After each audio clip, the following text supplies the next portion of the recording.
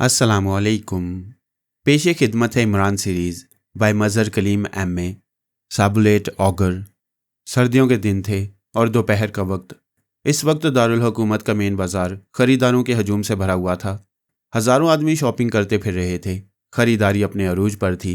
वैसे तो रोज़ाना ही इस बाज़ार में भीड़ रहती थी, लेकिन आज तो भीड़ अरूज पर थी। लोग धड़ाधड़ चीज़ें खरीद रहे थे।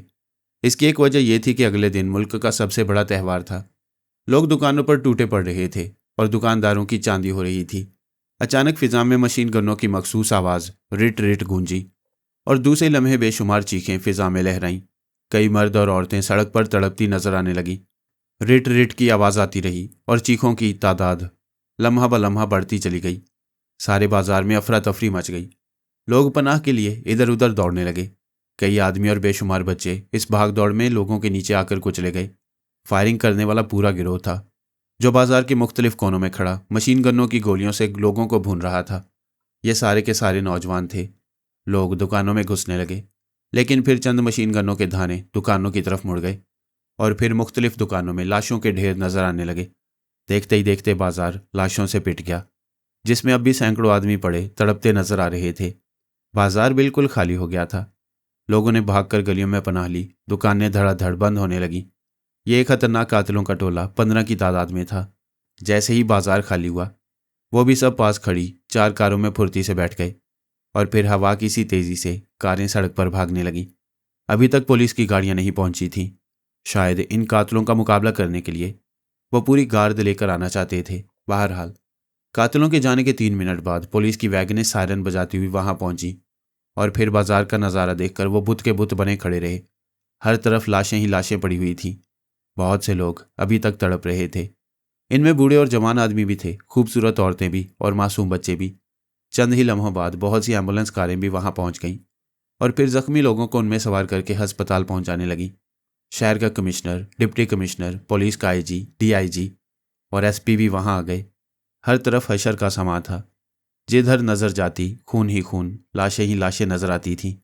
पुलिस ने बाजार के गिर्द घेरा डाल दिया। पुलिस को मौजूद देखकर अब सहमे हुए और खौफजदा लोग मुख्तलिफ घरों और गलियों से निकलकर ड्राइवकुआ के इर्द गिर्द इकट्ठे होना शुरू हो गए। हर शख्स का चेहरा मौत के खौफ से जर्द था। बहुत सी कमज़ोर तबीयत मर्द और औरतें इतनी लाशें और इतनी मिकदार में खून देखकर बेहोश हो गई। थोड़ी देर बाद एक छोटी सी कार वहां आकर रुकी और सुप्रीडेंट फयाज अपनी पूरी वर्दी जिस्म पर सजाए उसे उतरा। उसकी गर्दन हस्बे मामूल अकड़ी हुई थी, लेकिन मौका पर बड़े बड़े अफसरान को देखकर उसकी अकड़ी हुई गर्दन झुक गई और जब उसने लाशों के अंबार और जख्मियों की चीखों पुकार सुनी तो उसका दिल लरज उठा।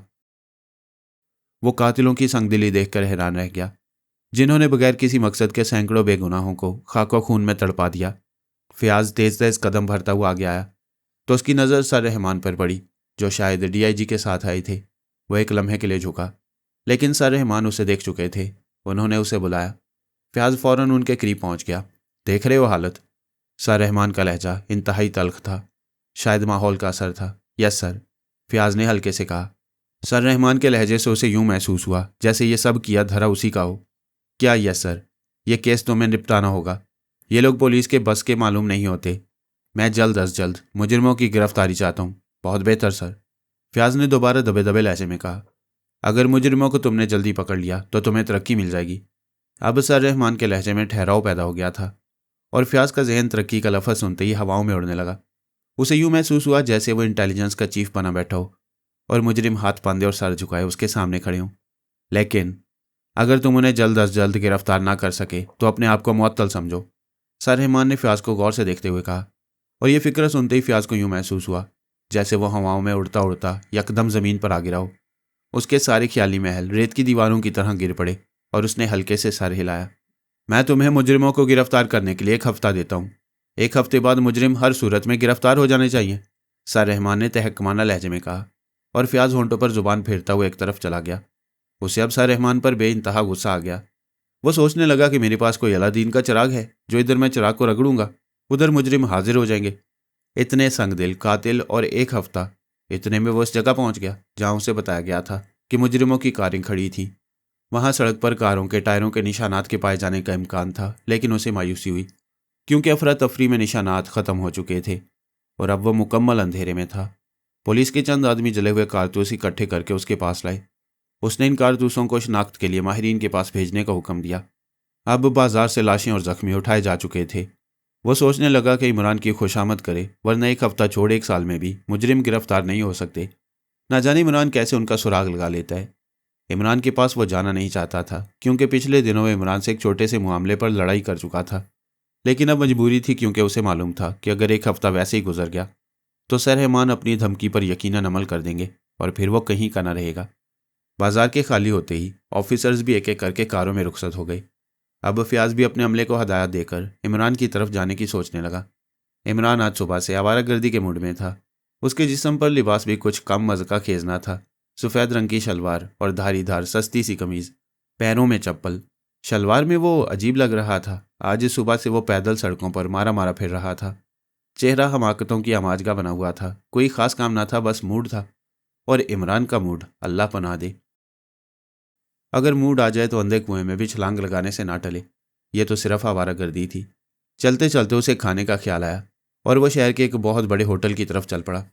उसे अच्छी तरह मालूम था कि इस होटल के दाखिले के लिए अंग्रेजी लिबास पहनना ज़रूरी था, लेकिन वो तो इमरान था। उसे इन पाबंदियों से क्या वास्ता। वो आहिस्ता आहिस्ता चलता हुआ होटल के मेन गेट के करीब पहुंच गया। होटल पर एक बावर्दी चौकीदार गर्दन अकड़ाए खड़ा था और इमरान को देखकर उसकी गर्दन और अकड़ गई, जैसे वो किसी मुल्क का शहंशाह हो। ऐसे लोग किसी गरीब आदमी पर नज़र पड़ते ही यूं अकड़ जाया करती है। लेकिन इमरान लापरवाही से चलता हुआ अंदर जाने लगा। अबे कहाँ जाता है? दरबान ने उसे अंदर जाने से रोकते हुए कहा। अंदर जाता है, तुम्हें नज़र नहीं आता? इमरान ने लापरवाही से कहा।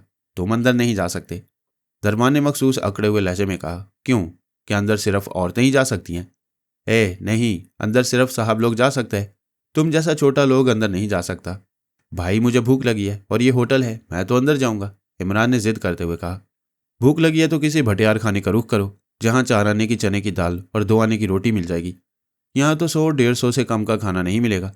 दरबान ने उसे शायद परदेसी समझते हुए समझाया। मेरे पास 150 हैं, मैं तो यहीं खाना खाऊंगा। इमरान ने दरबान को एक तरफ करते हुए कहा। हरगिज़ नहीं, तुमने अंग्रेजी लिबास नहीं पहना हुआ। दरबान ने दूसरा पॉइंट पेश किया। मैंने कौमी लिबास पहना हुआ है। उसने फिर एक बार अंदर जाने की कोशिश की, लेकिन दरबान ने उसे धक्का दे दिया। हटो रास्ते से, भाग जाओ, वरना खाल उधेड़ दूंगा। होटल में आने जाने वाले उसे हैरत से देखते हुए गुजर रहे थे, जैसे वो किसी और दुनिया के मखलूक हो। अच्छा, तुम्हारी मर्जी, इमरान ने हथियार डालते हुए कहा। जाओ बाबा जाओ, कहीं और का रुख करो, यहाँ तुम्हें कोई नहीं घुसने देगा। इमरान को ढीला पड़ते देखकर दरबान को भी रहम आ गया। इतने में एक लंबी सी कार होटल के गेट पर आकर रुकी और दरबान भागकर इस कार की तरफ बढ़ा। इमरान ने मौका गनीमत जाना और चुपके से दरवाज़ा खोलकर अंदर घुस गया।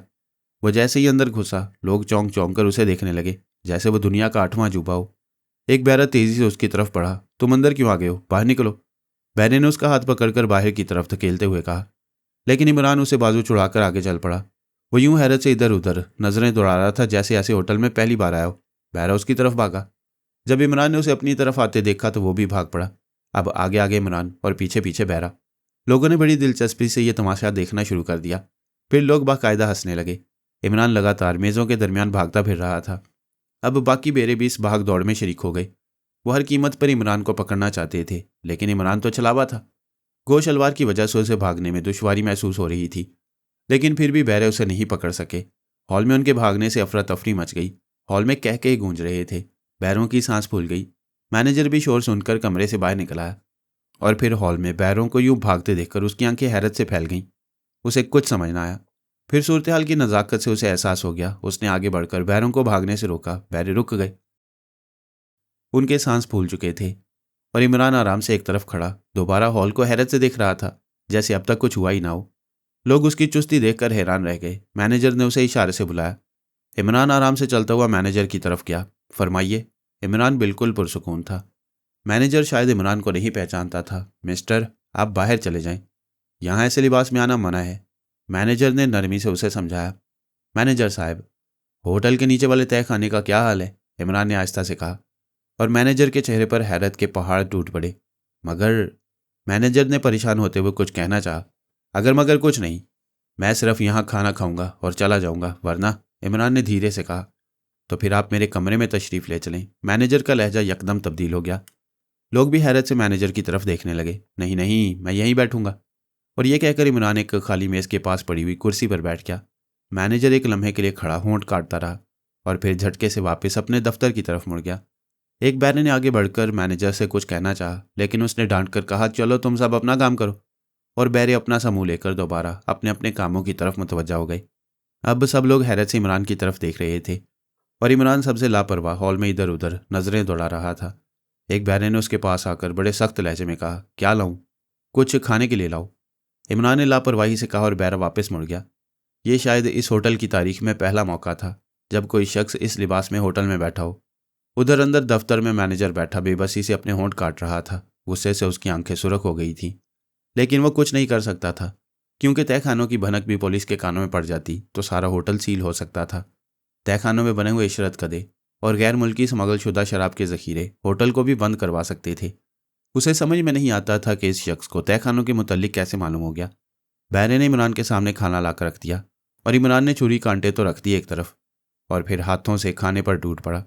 लोग हैरत से इस तमाशे को देख रहे थे। चंद के चेहरों पर नफरत के आसार थे। आखिर उनमें से एक से रहा ना गया। वो एक ताकतवर नौजवान था। वो अपनी मेज से उठा और तीर की तरह इमरान की तरफ बढ़ा। इमरान ने उसे अपनी तरफ आते देखा, लेकिन कोई नोटिस ना लिया।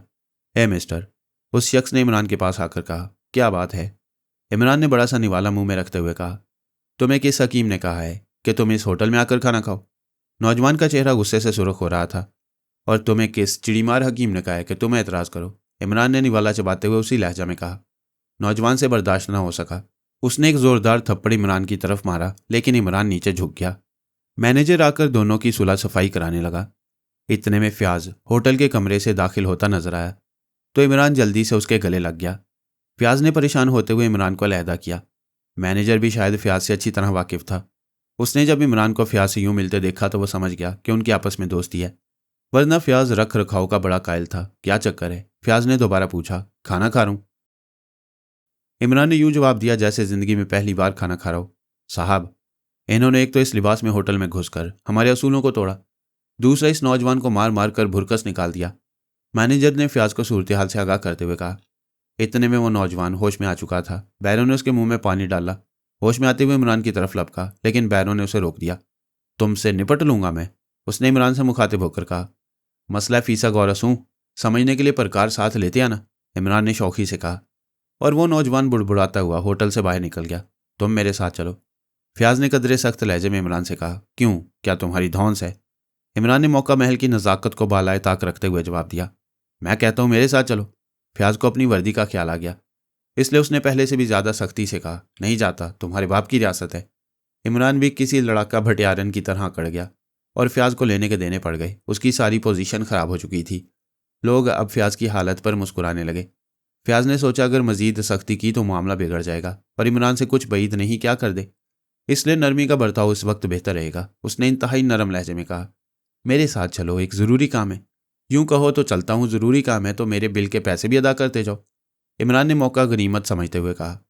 और फ्याज ने चुपके से बटुआ निकाला और बड़ा सा नोट निकाल कर मेज़ पर रख दिया। और फिर इमरान और फ्याज का रुख गेट की तरफ हो गया। फ्याज आगे आगे जा रहा था, जैसे इमरान उसके पीछे यूं अकड़ता जा रहा था जैसे कोई बुल फाइटर फाते बनकर मैदान से बाहर जा रहा हो। और मैनेजर और दूसरे लोग हैरत से आंखें फाड़ फाड़ कर उसे देख रहे थे। एक आदमी ने अपने साथी से मुखातिब होकर चुपके से कहा, कोई सीआईडी का बड़ा ऑफिसर मालूम होता है? इशारा साफ इमरान की तरफ था। और दूसरे ने बेबसी से सर हिला दिया, क्योंकि इसके अलावा और सोचा भी क्या जा सकता था। दूसरी सुबह अखबारों की शाये होते ही तहलका बरपा हो गया। सारे मुल्क में, खुसूसन दारुल हुकूमत में खौफ और राज की एक लहर दौड़ गई। अखबारों ने फायरिंग वाले केस को खूब बढ़ा चढ़ाकर पेश किया। चंद सितम ज़रीफ अखबारों ने तो मौका पर पुलिस और दीगर ऑफिसर्स के फ़ोटो भी छाप दिए थे। आखिर में तकरीबन तमाम अखबारात दारुल हुकूमत की पुलिस पर खूब बरसे। उन्होंने पूरी जिम्मेदारी पुलिस की नाअहली और सुस्ती पर डाल दी। हर जगह इसी वाक़े का चर्चा था।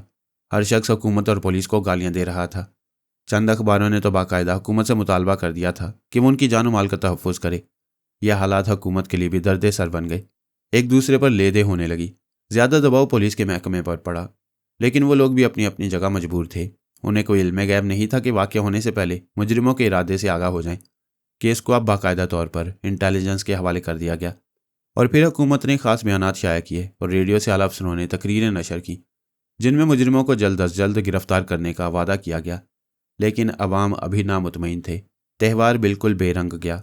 लोग नादीदा खौफ की वजह से घरों से बहुत कम बाहर निकले। सारा दिन बाजार खाली रहे। हर शख्स खौफज़दा था। खुसूसन औरतें तो बिल्कुल घरों से बाहर न निकलीं। सभी सोच रहे थे कि ना जाने वो संगदिल कातिल किस वक्त किस जगह वार कर दें। लोगों को यकीन था कि मुजरिमों की फायरिंग बिला वजह नहीं होगी। वो दारुल हुकूमत में खौफ हरास फैलाकर अपना कोई खास मकसद पूरा करना चाहते होंगे। ये किसी को भी मालूम नहीं था कि मुजरिमों का वो मकसद कौन सा है। लोगों का ख्याल ठीक निकला। ऐन दोपहर को कैंट में अवामी बैंक के पास 4 कारें आकर रुकी और वही मुजरिम हाथों में मशीन गन्ने लेकर बाहर निकल आए। एक दफ़ा फिर वही पहला वाकया दोहराना शुरू कर दिया, लेकिन इस बार कत्लो गारत पहले की निस्बत कम रही, क्योंकि बाजार तकरीबन लोगों से खाली था। लेकिन फिर कई किस्मत के मारे शायद किसी ज़रूरी काम से वहां से गुजर रहे थे, वह मशीन गनों की जद में आ गए। बैंक का चौकीदार भी खत्म हो चुका था। एक नौजवान ने फुर्ती से बैंक के ताले को गोली मारकर तोड़ दिया और फिर 7-8 नौजवान बैंक में दाखिल हो गए। बाहर गोलियां फिजा में यूं चल रही थीं जैसे आतिशबाजी का मुजाहरा हो। लेकिन पुलिस इस दफ़ा होशियार थी। पुलिस की गार्ड वहां पहुंच गई और फिर जोरदार मुकाबला शुरू हो गया। पुलिस के सिपाहियों ने पनाहगाहें ढूंढ लीं और आपस में गोलियों का तबादला होने लगा। 1 मिनट बाद ही बैंक में दाखिल होने वाले नौजवान हाथों में गठरियां संभाले बाहर निकले। बैंक के गेट के पास खड़ी हुई कारों में उन्होंने गठरियां फेंक दी और फिर सब आहिस्ता आहिस्ता उनमें बैठ गए और कारें एक बार फिर गोलियों की बौछार में दौड़ने लगी। मुजरिम कारों की खिड़कियों से मशीन गनों के बेपनाह राउंड चला रहे थे।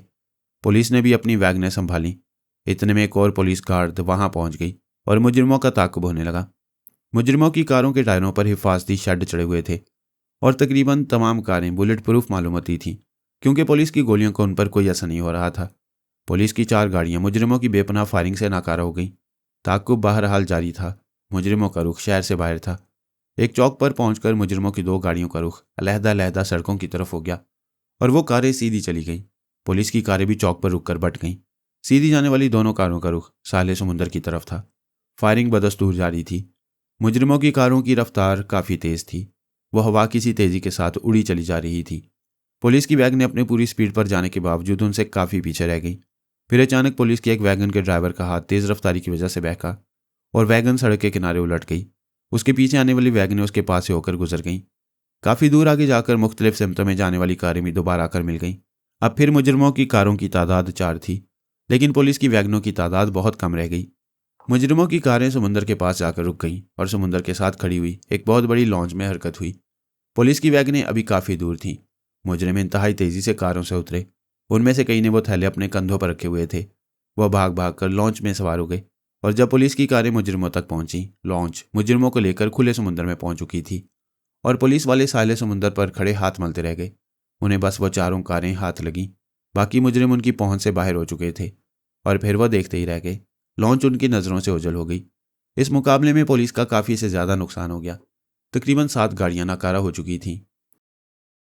4 एएसआई और 10 सिपाही मुजरिमों की गोलियों का निशाना बन गए थे। इसके अलावा कई जख्मी थे। बैंक का जो नुकसान हुआ वह अलहदा था। मुजरिमों की दीदा दलेरी की इंतहा थी कि वो दिन दिहाड़े पुलिस की नज़रों में धूल झोंक कर बैंक लूट कर ले गए थे।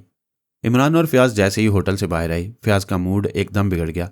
वो तेज़ी से अपनी कार की तरफ जा रहा था जो पार्किंग शेड में खड़ी थी। तुम्हें पब्लिक जगहों पर ऐसी बेहुदा हरकतें करते शर्म नहीं आती? फयाज ने इमरान को मुखातिब होकर कहा। फयाज गुस्से से दांत पीस रहा था।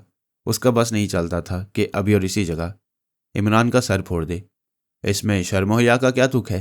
भला होटल में खाना खाना काबिल शर्म होता है? इमरान ने हैरान होते हुए कहा। होटल में खाना खाने के मुतालिक कौन कमबख्त कह रहा है? फयाज ने अपनी कार के हैंडल पर हाथ रखते हुए कहा। तुम कह रहे हो, और कौन कह रहा है? इमरान ने भी फयाज के साथ बैठते हुए कहा। क्या मतलब? फयाज का चेहरा और सुर्ख हो गया। माय डियर फयाज, तुम कार चलाओ। तुम्हें डर काहे का है?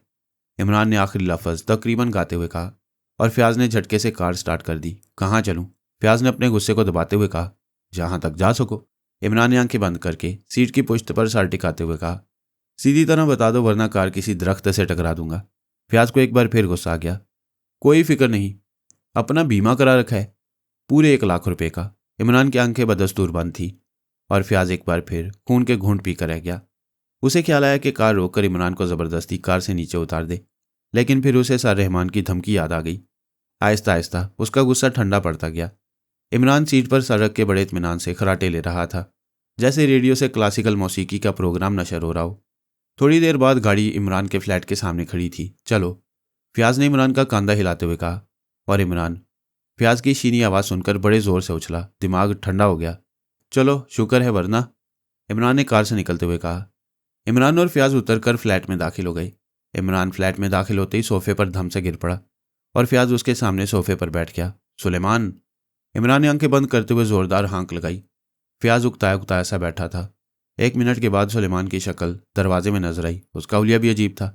पैरों में सलीम शाही तिल्लादार जूती, जिस्म पर चूड़ीदार पजामा और कमीज, सर पर धोपली टोपी। वो पूरा लखनऊ का बांका नजर आ रहा था। फ्याज ने उसे देखकर बुरा सा मुंह बनाया, लेकिन इमरान उसे यूं देख रहा था जैसे उसकी जामा जेबी से बेहद मुतासिर हो गया हो। सुलेमान, इमरान ने हैरत भरे लहजे में दोबारा कहा। सुलेमान लखनवी कहिए सरकार, सुलेमान ने सीने पर हाथ रखते हुए कदरे झुककर कहा। फ्याज से ना रहा गया। यह क्या हुलिया बना रखा है? हजूर फैज गंजूर, आप ऐसा कहकर मशरकी तहजीब की तौहीन कर रहे हैं। सुलेमान ने फ्याज के सामने झुकते हुए कहा। ना माकूल। फ्याज मुंह में बुड़बुड़ा कर रह गया और सुलेमान सुनी अनसुनी कर गया। जनाब सुलेमान लखनवी साहब, क्या आप मेहमान की तवाज़ो कॉफ़ी से कर सकते हैं? इमरान ने खड़े होकर सुलेमान को फर्शी सलाम करते हुए कहा, और फ्याज दोनों को यूं देख रहा था जैसे कोई बच्चा पहली बार चिड़ियाघर की सैर कर रहा हो। आपका हुक्म सर आंखों पर सरकार, बंदा आपका खादिम है। सुलेमान ने भी लखनवी अंदाज में कहा और सर झुकाकर वापस मुड़ गया। और इमरान आंखें झपकाते हुए दोबारा सोफे पर बैठ गया। तुम दोनों पागल तो नहीं? फ्याज ने सुलेमान के जाने के बाद इमरान से कहा। पागल? हाँ, तुम्हारी नज़रों में हम दोनों पागल हैं, क्योंकि हम अपने आबो अजदाद की तहजीब का एहया कर रहे हैं, और तुम्हारी नज़रों पर फरंगी ऐनक चढ़ी हुई है। तुम जिस्मानी तौर पर तो आज़ाद हो, लेकिन ज़हनी तौर पर अभी तक फरंगी के गुलाम चले आ रहे हो। तुम्हें मशरकी तहजीब यकीनन पागलों की तहजीब नजर आती होगी सुपर फ्याज।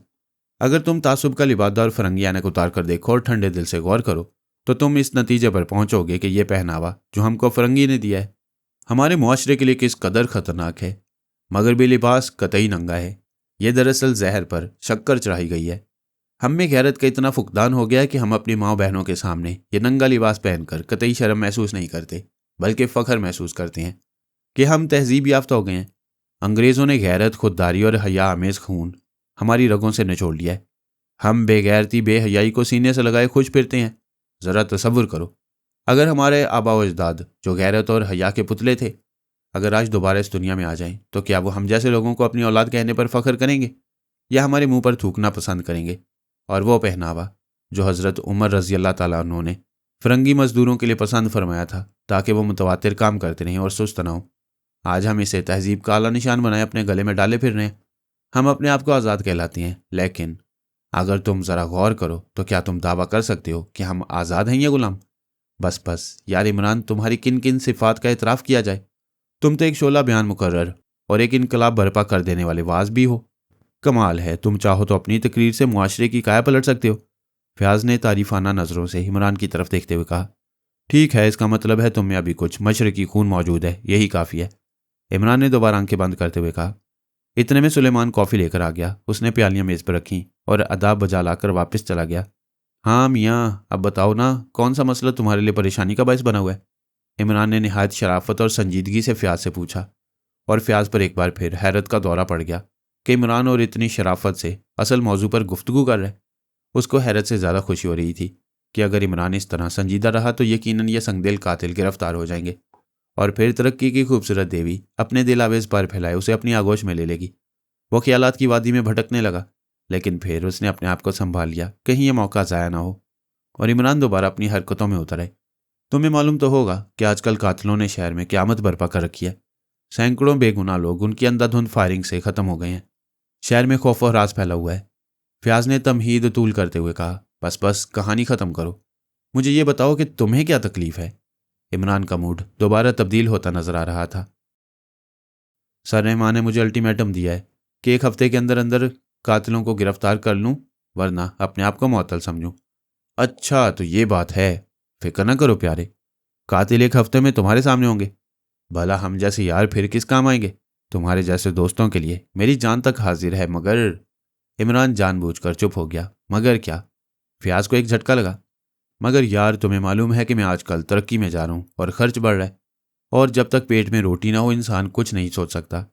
तुम फिक्र ना करो, फ्याज ने जेब से परस निकालते हुए कहा, और परस से 500 के नोट निकालकर इमरान को दे दिए। इमरान ने हाथ आगे बढ़ाकर नोट ले लिए। लेकिन सुपर फ्याज, तुम्हें मालूम है मैं इसे वापस करने की इस्तात नहीं रखता। हाँ, अगर हालात ठीक हो गए मैं तुम्हारा अगला पिछला सब हिसाब बेबाक कर दूंगा। ये कहते हुए इमरान का चेहरा शर्म से सुर्ख हो रहा था। तुम बिल्कुल बेफिक्र हो, आखिर दोस्त कब काम आते हैं? तुम्हें जब भी ज़रूरत हो मुझसे मांग लिया करो। फ़याज़ शायद इमरान की हालत से बेहद मुतासिर मालूम होता था। अच्छा, फिर वो काम? फ़याज़ दोबारा असल मौजू पर आने लगा। तुम फिक्र न करो, बस इतना काम करो कि तमाम बैंकों पर खुफिया पुलिस का पहरा लगवा दो, बाकी मैं जानूँ और मेरा काम। अच्छा, मैं चलूँ? फ़याज़ ने उठते हुए कहा। ओके। इमरान ने भी उठकर फ़याज़ से हाथ मिलाया और फ़याज़ सर पर हैट रखकर फ्लैट से बाहर चला गया। फ़याज़ जैसे ही बाहर निकला, इमरान ने सुलेमान को आवाज़ दी, सुलेमान लखनवी साहिब। सुलेमान फ़ौरन ही आ गया। फरमाइए हुज़ूर। ये लो 500 रुपये और बाकी हिसाब फिर कर लेंगे। इमरान ने एक शाने बेनियाजी से 500 रुपये सुलेमान को देते हुए कहा। सुलेमान ने नोट लेने से पहले 5 दफ़ा फर्शी सलाम किया और फिर खालिस लखनवी अंदाज से इमरान के हाथ से नोट ले लिया। लेकिन हजूर, सुलेमान ने नोट लेने के बाद इमरान से मुखातिब होकर कहा, हजूर के बच्चे बड़ी मुश्किल से फ़याज़ जैसे कंजूस आदमी से पैसे निकलवाए और तुम अकड़ रहे हो। हजूर आपकी ज़रा नवाजी है, मगर ये तो कमला बाई के कोठे का सिर्फ एक दिन का खर्च है। कमला बाई? वो कौन है बे? इमरान ने आंखें निकालते हुए कहा। हजूर ज़रा ज़ुबान को संभालिए, शाइस्ता लहजे में गुफ्तगू फरमाइए। कमला बाई के कोठे पर जाए बगैर किसी शख्स को लखनवी कहलाने का हक हासिल नहीं। सुलेमान ने तोजी पेश की। अच्छा अच्छा, सर न खाओ, और हाँ, अगर तुम आइंदा कमला बाई के कोठे पर गए तो सर गंजा करके इतनी जूतियां मारूंगा कि सारी लखनवीयत नाक के रास्ते निकल जाएगी। मगर हजूर, मशरकी तहजीब। सुलेमान ने दोबारा दलाइल पेश करने शुरू किए। अब तू सीधा सादा बावर्ची बना रह, क्यों अपने साथ मेरा भी बेड़ा गर्क करने पर तुला हुआ है? तुझे किसी हकीम ने कहा है तो लखनवी बन। भाड़ में गई ऐसी मशरकी तहजीब जहां कमलाबाई के कोठे पर जाए बगैर इंसान तहजीब याफ्ता ना कहलाए।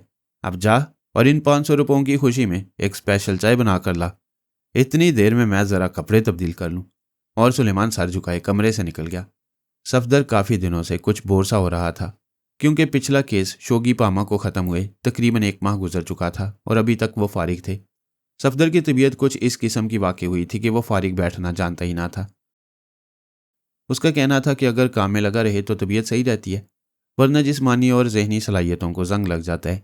आजकल वो चूंकि फारिग था, इसलिए उस पर बोरियत का शदीद दौरा पड़ा हुआ था। आजकल वो सोच रहा था कि अपने तौर पर कोई काम कर ले ताकि बोरियत कुछ कम हो, लेकिन उसकी समझ में कुछ नहीं आ रहा था कि वो क्या करे और क्या ना करे। इमरान भी आजकल फ्लैट पर कम मिलता था, ना जाने वो क्या करता फिर रहे। उसने सोचा कैप्टन शकील को फ़ोन किया जाए और कोई प्रोग्राम बना जाए ताकि ना होने से कुछ तो हो। उसने आगे बढ़कर रिसीवर उठाया और कैप्टन शकील के नंबर डायल किए। चंद लम्हे बाद दूसरी तरफ से रिसीवर उठाया गया। हेलो, सफ्तर बोला। हेलो, कौन साहब बोल रहे हैं? दूसरी तरफ से कैप्टन शकील की भारी आवाज़ रिसीवर पर गूंजी। मैं सफ्तर हूँ कैप्टन। ओहो सफ्तर साहब, क्या हाल है? आज कैसे फ़ोन किया? कैप्टन शकील की ज़िंदगी से भरपूर आवाज़ गूंजी। बस भाई, काफ़ी अरसे से बोर हो रहा हूँ, सोचा आपको फ़ोन करूं ताकि कोई प्रोग्राम बनाया जाए और बोरियत ख़त्म हो। मेरे फ्लैट पर आ जाओ, फिर इकट्ठे बैठकर कोई प्रोग्राम बनाएंगे। कैप्टन शकील ने तजवीज़ पेश की। ओके, मैं चंद मिनट में आ रहा हूँ। यह कहकर सफदर ने रिसीवर रख दिया और बाथरूम की तरफ पड़ गया। गुसल करने के बाद उसने कपड़े पहने और फ्लैट को ताला लगाकर नीचे उतरा और गैराज से मोटरसाइकिल निकालकर कैप्टन शकील के फ्लैट की तरफ चल पड़ा। थोड़ी देर बाद वो कैप्टन शकील के सामने बैठा आराम से सिगरेट पी रहा था। कैप्टन शकील का नौकर दोनों के लिए चाय बनाकर लाया और चाय पीने के लिए दोनों प्रोग्राम के मुतल्लिक चाय पीने के दौरान दोनों प्रोग्राम के मुतल्लिक सोचने लगे। कैप्टन शकील ने तजवीज़ पेश की कि इमरान को साथ लेकर आज होटलों का चक्कर लगाया जाए। सफदर इस प्रोग्राम पर गौर कर ही रहा था कि अचानक फ़ोन की घंटी ज़ोर ज़ोर से बजने लगी। कैप्टन शकील ने रिसीवर उठाकर कानों से लगा लिया। Shakeel speaking. It is Julia. दूसरी तरफ से जूलिया की आवाज़ आई। How are you madam? Okay partner. कैसे फ़ोन किया? एक काम था कैप्टन। फरमाइए फरमाइए, हम तो मुद्दत से काम के इंतज़ार में बैठे हैं। हमसे क्या मतलब? जूलिया ने पूछा। सफदर साहब भी मेरे पास बैठे हैं। ओहो, ये तो अच्छा हुआ। तुम्हारे बाद मैंने सफदर को फ़ोन करना था। फरमाइए। X2 ने अभी अभी फ़ोन किया है। आपकी और सफदर की ड्यूटी आज कैफ़े कासनो में लगाई गई है। वहाँ आपको एक दुबले पतले गैर मुल्की की निगरानी करनी है, जिसने पतली कमानी का सुनहरी चश्मा लगा रखा होगा। और फिर जूलिया ने तफसील से गैर मुल्की का हुलिया बताना शुरू कर दिया। क्या ये ज़रूरी है कि वो कैफ़े कासनो में मिल जाए? हाँ, पिछले 10 दिनों से कैफ़े कासनो उसका मुस्तकिल अड्डा बना हुआ है। ओके। और हाँ, उसकी हरकत और सकनात की रिपोर्ट आप डायरेक्ट X2 को देंगे। और सफदर के ज़िम्मे क्या ड्यूटी है? सफदर आपकी निगरानी करेगा। क्या मतलब? कैप्टन शकील ने हैरत से पूछा। X2 का ही हुक्म है, आप उस गैर मुल्की की निगरानी करें और सफदर आपकी। वैसे आप दोनों में शनासाई हरगिज़ ज़ाहिर ना हो। मैडम, इतना मैं भी जानता हूँ, कैप्टन शकील ने कदरे नाखुशगवार लहजे में कहा। आई एम सॉरी, मैं जल्दी में कह गई, आप बुरा ना मनाएं। जूलिया की तासुफ से भरपूर लहजे में आवाज़ आई। कोई बात नहीं, और कोई हुक्म? नहीं, बस सफदर को उसकी ड्यूटी बतला देना। खुदा हाफिज। जूलिया की आवाज़ आनी बंद हो गई और कैप्टन शकील ने रिसीवर रख दिया। क्या काम मिला? सफदर ने पूछा। और कैप्टन शकील ने तफसील से सारी गुफ्तगू सफदर को बतला दी। मेरे ख्याल में मुझे तुम्हारी निगरानी इसलिए सौंपी गई है कि उन अफराद को चेक किया जाए जो तुम में दिलचस्पी लेंगे। हाँ, इसके अलावा और कोई मकसद नहीं हो सकता। चलो, कुछ ना कुछ तो काम मिला, बोरियत से तो बचे। हाँ, ये तो ठीक है, कैप्टन शकील ने जवाब दिया। ओके, तो फिर मैं चलता हूँ। ठीक 4 बजे कैफ़े कास्नो पहुँच जाऊँगा। ओके, कैप्टन शकील ने कहा। और सफदर कैप्टन शकील से हाथ मिलाकर फ्लैट से बाहर चला गया। आबादी से अलग थलग बनी हुई एक वसी और इस कोठी पर मुकम्मल सकूत छाया हुआ था। शाम के तकरीबन 4 बजे थे। सिर्फ गेट पर एक मुसल्ला दरबान नजर आ रहा था जो आहिस्ता आहिस्ता गेट के सामने टहल रहा था। कोठी के सामने से गुजरने वाली सड़क वीरान थी। हर तरफ एक पुरस्कार सन्नाटा जारी था। अचानक सामने के मोड़ से एक सब्ज रंग की कार कोठी की तरफ तेजी से आती दिखाई दी। चौकीदार इस कार को देखकर कदरे अटेंशन हो गया। कार दरबान के पास आकर रुक गई। उसमें 4 खुशपोश आदमी सवार थे। चारों के चारों गैर मुल्की थे। उन्होंने चौकीदार को एक कार्ड पेश किया जिस पर एक घूंगे की शक्ल बनी हुई थी। चौकीदार ने तस्वीर कार्ड को देखा और फिर उनकी तरफ देखकर कहा, साबुलेट ऑगर। ड्राइव करने वाले ने फौरन जवाब दिया और चौकीदार ने इस लफ्ज़ को सुनकर उन्हें सलाम किया। बड़े अदब से कार्ड वापस किया और मुड़कर फाटक खोल दिया। कार तेजी से अंदर चली गई। चौकीदार ने फाटक दोबारा बंद कर दिया और हस्बे मामूल टहलने लगा। थोड़ी देर बाद एक और सब्ज कार आई और मुदरजा बाला गुफ्तगू के बाद वो भी फाटक के अंदर दाखिल हो गई। इस तरह 4 कारें यके बाद दीगरे कोठी में दाखिल हो गईं। हर कार में 4-4 आदमी सवार थे। वह सब कारों से उतरकर कोठी के वसीयरीज हॉल में दाखिल हो गए। वहाँ एक मेज़ के गिर्द बिछी हुई कुर्सियों पर बैठ गए। जब सब कुर्सियां भर गईं, अभी एक कुर्सी जो मेज़ के दूसरी तरफ रखी हुई थी खाली थी। वो थोड़ी देर बैठे इंतजार करते रहे। फिर दरवाज़ा खुला और एक दराज कद और कदरे फरबा जिस्म का शख्स अंदर दाखिल हुआ। इसे देखकर सब अपनी कुर्सियों से उठ खड़े हुए। उसने हाथ के इशारे से उन्हें बैठने के लिए कहा और खुद भी मेज़ की दूसरी तरफ रखी हुई कुर्सी पर बैठ गया। उसने बैठते ही लफ्ज़ साबुलेट दोहराया। सबने बैक आवाज़ ऑगर कहा और वो मुतमईन हो गया। थोड़ी देर की खामोशी के बाद उसने गुफ्तगू शुरू की। साथियों, सबसे पहले तो मैं आपको पिछले कारनामों पर मुबारकबाद पेश करता हूँ। ये कारनामे हमारे मिशन पर बड़ा अच्छा असर डालेंगे। आप लोगों ने जिस बेजिगरी और बहादुरी से दोनों ऑपरेशंस को अंजाम दिया, मैं इस पर बेहद खुश हूँ। और मुझे फ़ख्र है कि मेरी टीम में शामिल सब लोग अपने मिशन के लिए जान की बाजी लगाने से भी दरेग नहीं करेंगे। मैंने आप लोगों को यहाँ इसलिए इकट्ठा किया है कि मैं आपको एक और ऑपरेशन के लिए तफसील बता दूँ। ये ऑपरेशन हमारे मिशन के लिए इंतहाई अहम है और आपने अपनी जान पर खेलकर इस ऑपरेशन को कामयाब करना है। इस ऑपरेशन की कामयाबी के बाद हमारे मिशन की कामयाबी के लिए रास्ता हमवार हो जाएगा। ये ऑपरेशन जहाँ अहम है वहाँ मुश्किल ज़रूर है, मगर नामुमकिन नहीं, क्योंकि इस दुनिया में नामुमकिन का कोई वजूद नहीं। क्या मैं उम्मीद करूं कि आप लोग इस ऑपरेशन की कामयाबी की जिम्मेदारी उठाने के लिए पूरी तरह तैयार हैं? आप बिल्कुल बेफिक्र रहें, हमें तफसीलात बताएं। हम सब वादा करते हैं कि हम हर कीमत पर इस ऑपरेशन को कामयाब बनाएंगे। उनमें से एक ने उठकर कहा और बाकी सब ने भी तायद में सर हिला दिया। ठीक है दोस्तों, तो सुनो, आज रात ठीक 12 बजे आप लोगों ने वजारत खारजा की इमारत पर रेड करना है और इसके रिकॉर्ड सेक्शन में घुसकर एक सब्ज रंग की फ़ाइल उड़ानी है। ये फ़ाइल मुझे हर कीमत पर चाहिए। इसके लिए तुम्हें जितनी भी कत्ल व गारतगरी करनी पड़े तुम कर सकते हो, मगर ये फ़ाइल हर कीमत पर मुझ तक पहुंच जाए। ये कहकर उसने जेब से एक कागज़ निकाला जिस पर वजारत खारजा की पूरी इमारत का नक्शा बना हुआ था। रिकॉर्ड रूम की भी निशानदेही की गई थी। उसकी तमाम हिफाजती और सिक्योरिटी गार्डों की तादाद के मुतल्लिक भी बताया गया था। काफ़ी देर तक वह शख्स उनको प्रोग्राम से आगाह करता रहा। फिर उसने पूछा, आप लोगों को कोई सवाल पूछना हो तो पूछ सकते हैं। फ़ाइल हमें कहाँ पहुँचानी है? उनमें से एक ने खड़े होकर पूछा। यहीं इस कोठी में। और कोई सवाल? मगर सब खामोश रहे और उस शख्स ने हाथ के इशारे से मीटिंग बर्खास्त कर दी। कैप्टन शकील ठीक 4 बजे कैफ़े कास्नो के हॉल में दाखिल हुआ। ये कैफ़े दारुल हुकूमत में अपनी सजावट और आला सर्विस की वजह से बहुत मशहूर था। इसका हॉल हर वक्त ग्राहकों से पुर रहता।